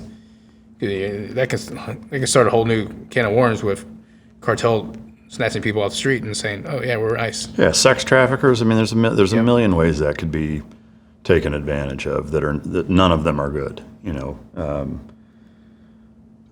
To me, the trickiest part is the millions of people who are here illegally, that's the only rule that was broken. And there's, instances at this point where you're talking about decades of porous borders and people coming here illegally that, have started businesses, started families, have had children who have served in the military, who have been to war for this country. Yeah. To me, that's a tough fucking spot to be in, to just be like, well, tough shit, you're still out of here. I'm not saying that there shouldn't be consequences. I think there has to be consequences, no matter what you've brought to the table. If you did it here in a manner which you broke the law. Like, I'm not saying it even necessarily means that you need to be thrown out of the country, but there's got to be some sort of consequence. Yeah. Do you have a position on that element of that population where, they're not MS-13 gangbangers that have been trafficking kids and funneling fentanyl into high schools? It's, a mom and a dad that came here 30 years ago that had a family of 4 that all were born in this country, grew up in this country, and 2 of the kids served in the military, the other 2 are a doctor and a lawyer. Does it make sense to say, well, you still broke the rules, you're out of here? No, it doesn't make sense to just throw them out. Yeah, there should be some sort of accountability where maybe they pay, whether that be a fine or whatnot. But if they have proven that they have contributed to this country and served in this country, then there should be a way for out. And I'm not meaning out of the country, but out of this situation that they're in. And all that takes, a lot of that, it all comes down to money. How much money can we invest to more people, for more programs, for that to happen? And again, that's taking money to stop the money that's going overseas to other countries and bringing it back to the theme of America First. Making America First, we will have those resources to be able to develop the programs to get the manpower to do all of that. And I agree. It shouldn't be just black and white, because we don't live in a black and white world. There's several shades of gray. And for those instances, yes, there should be some sort of clemency. Yeah. But you have to pay for it Yeah. in one way or another. Yeah, there's got to be a consequence, I think. We can repeat it over and over. There just needs to be more transparency across the board. So it kind of hit all of the big ticket items. I'm not going to say last but not least. I'm curious, you've mentioned it a little bit, but is there this is what sets me apart from my opponent and why you should vote for me over him? Yeah, I escaped from a communist country. I hate communism, and I know what that looks like. And I'm seeing how America is slowly heading towards that path. It starts with socialism that evolves into communism. And it is not the path that I ever want to see America follow. That South Vietnam fell under that fate. I don't want to see America do that.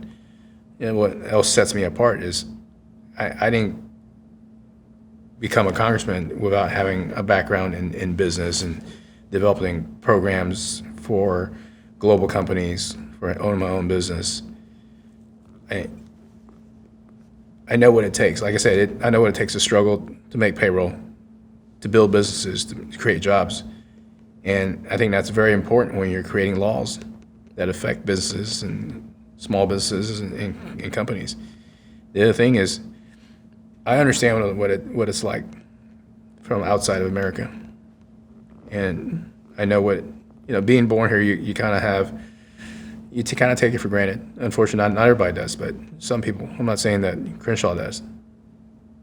But I have a unique perspective in what that looks like from the outside and how rare this country is. And it's worth defending, so much so that I'm willing to give up a lot of my own life, sacrificing my treasure, time, and exposure for my family to run for office. And the difference is I pledged a 3-term limit. And so is Dan. He pledged the 3-term limit in 2020. He's on his 4th term now. But I'm sticking with mine because it's in black and white on my website, in my campaign. I don't plan on doing this for the rest of my life. I'm not a career politician. And that, like I said, I never wanted to be a politician.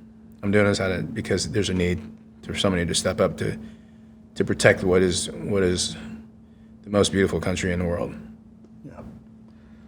Amen on that.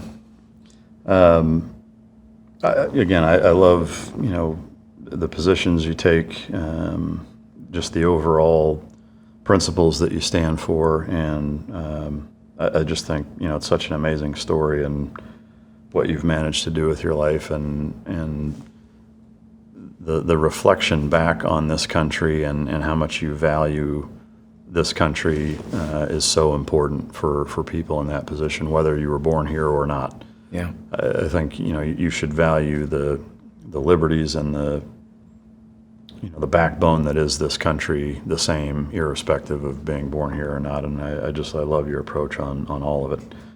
I would say that, again, I was able to achieve the American dream in my lifetime.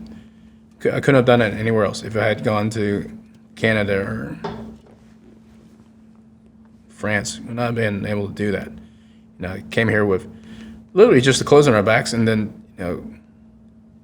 through service, I was able to accomplish a lot of things, in my civilian life. Went to Harvard Business School that I never thought I would be able to do.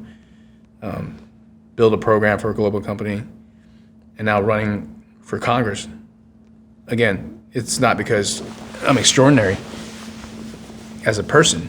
It's because the country gives a person that opportunity to do so, as long as you're willing to work for it and step up. And you can't do that anywhere else. Yeah, I agree completely. Have you met Crenshaw? Have you talked to him or heard from him since you've launched your campaign? I've met Crenshaw several times. When I worked for Schlumberger, we invited him to our corporate suite for the Texans game. And like I said, when we first entered the race, or before he got in the race, I backed him up, supported him as another combat vet to another. And after that, things changed. Have you heard from him since you launched your announcement? No, I haven't. I haven't heard from him. I've seen him at events. I've had his people kind of stalk me on X, and I've gotten. I don't know if it's coming from him, but some weird things happen online. People. My account's been banned several times for no reason, and then it gets back on. I'm sure that it's gonna heat up and nasty stuff's going to come out that's not true, but it's just part of the dirtiness of politics. Yeah. That I know that and that's what I signed up for. Yeah. My hat's off to you. I mean, that's a ballsy move, and I'm proud of you for even trying it. I really am, because that's a daunting task, but I love to see it. Is there a singular message that you want your constituents or potential constituents to take away from this interview? Yeah, I go everywhere and people find out that I served, and they always say, "Thank you for your service." And my response to that is, it's because you're worth it. And everything we've done for this country, it was because Americans are worth it. This country's worth it. Yeah. I love it. Can I make one recommendation in terms of,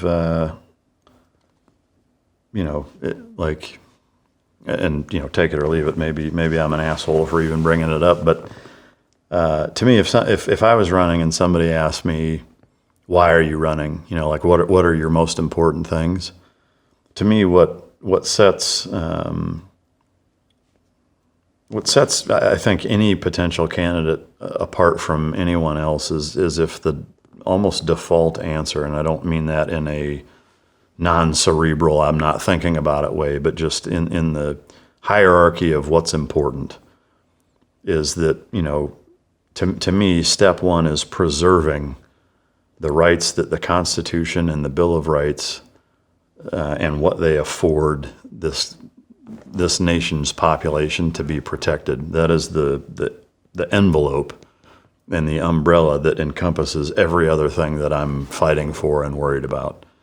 I think, if you let that be your North Star or your compass, your lighthouse, whatever cliched, cheesy adage you want to tack onto it, I don't think you can go wrong. Yeah. Is that, what does the Constitution say?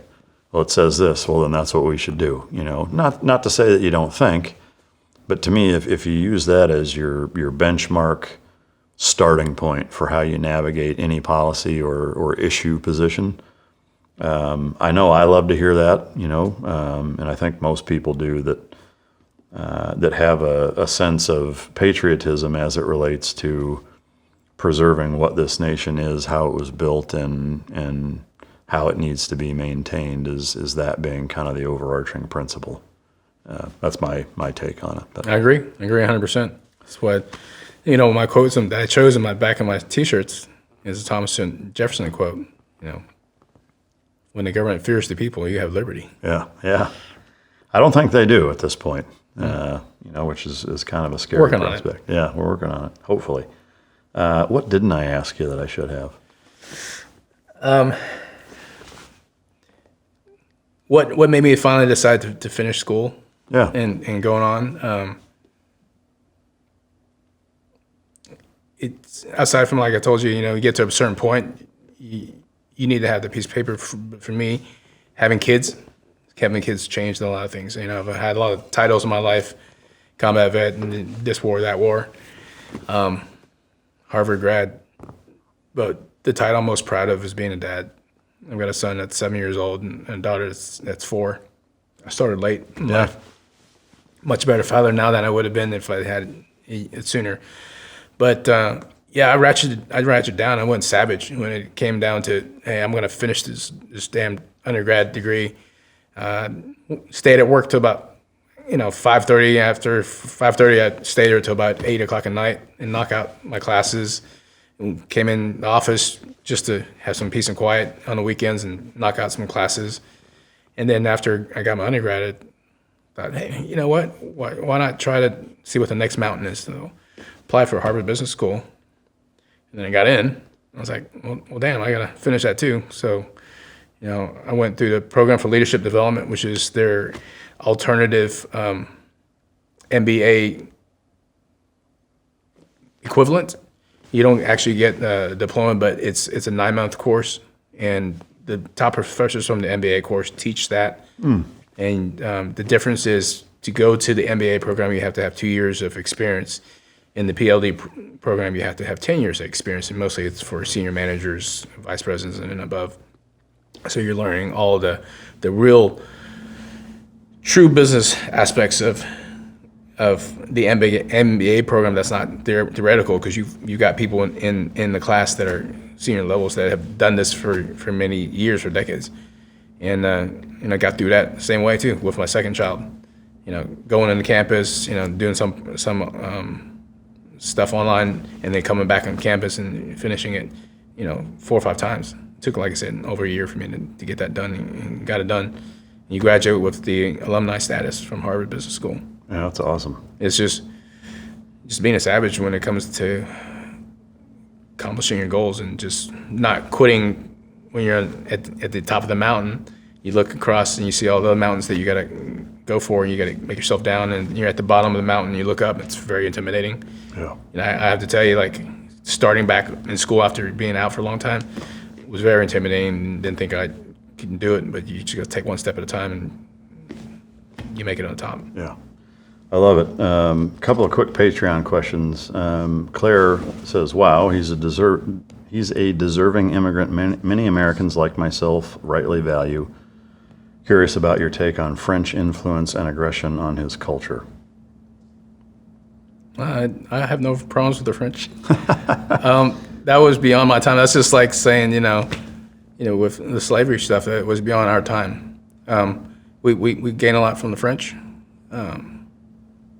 Yeah. So no love lost? No. Gretchen asks, what does it mean to be an American?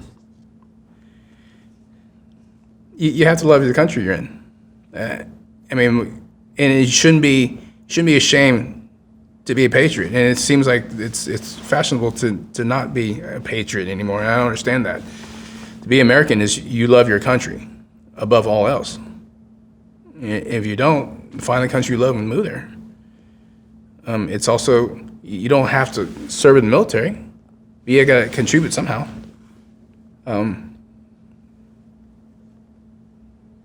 I can't tell you how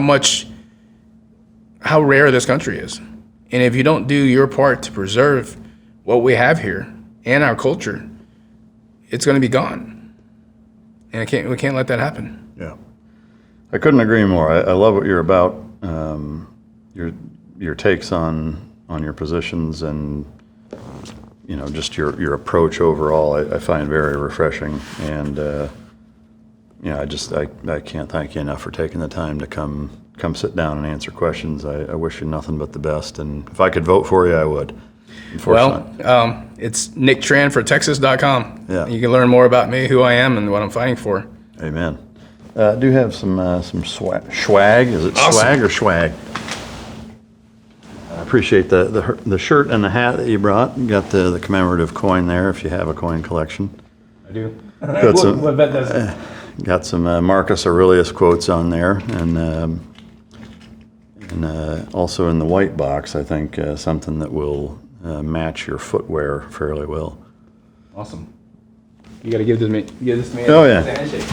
Appreciate you. Thanks, Mike. Thank you. And in that box there, can match your shit kickers. It opens from the bottom of the front. Okay.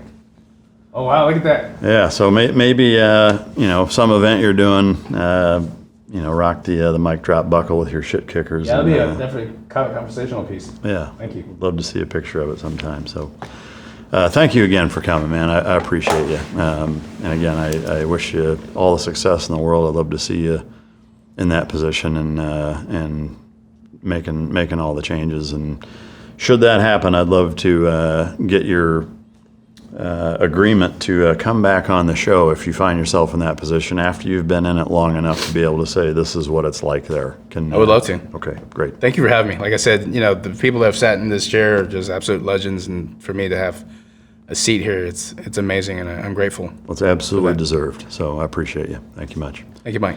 To you guys, I hope you enjoyed it. If you didn't, you can choke yourself. And until next time, this is Mic Drop.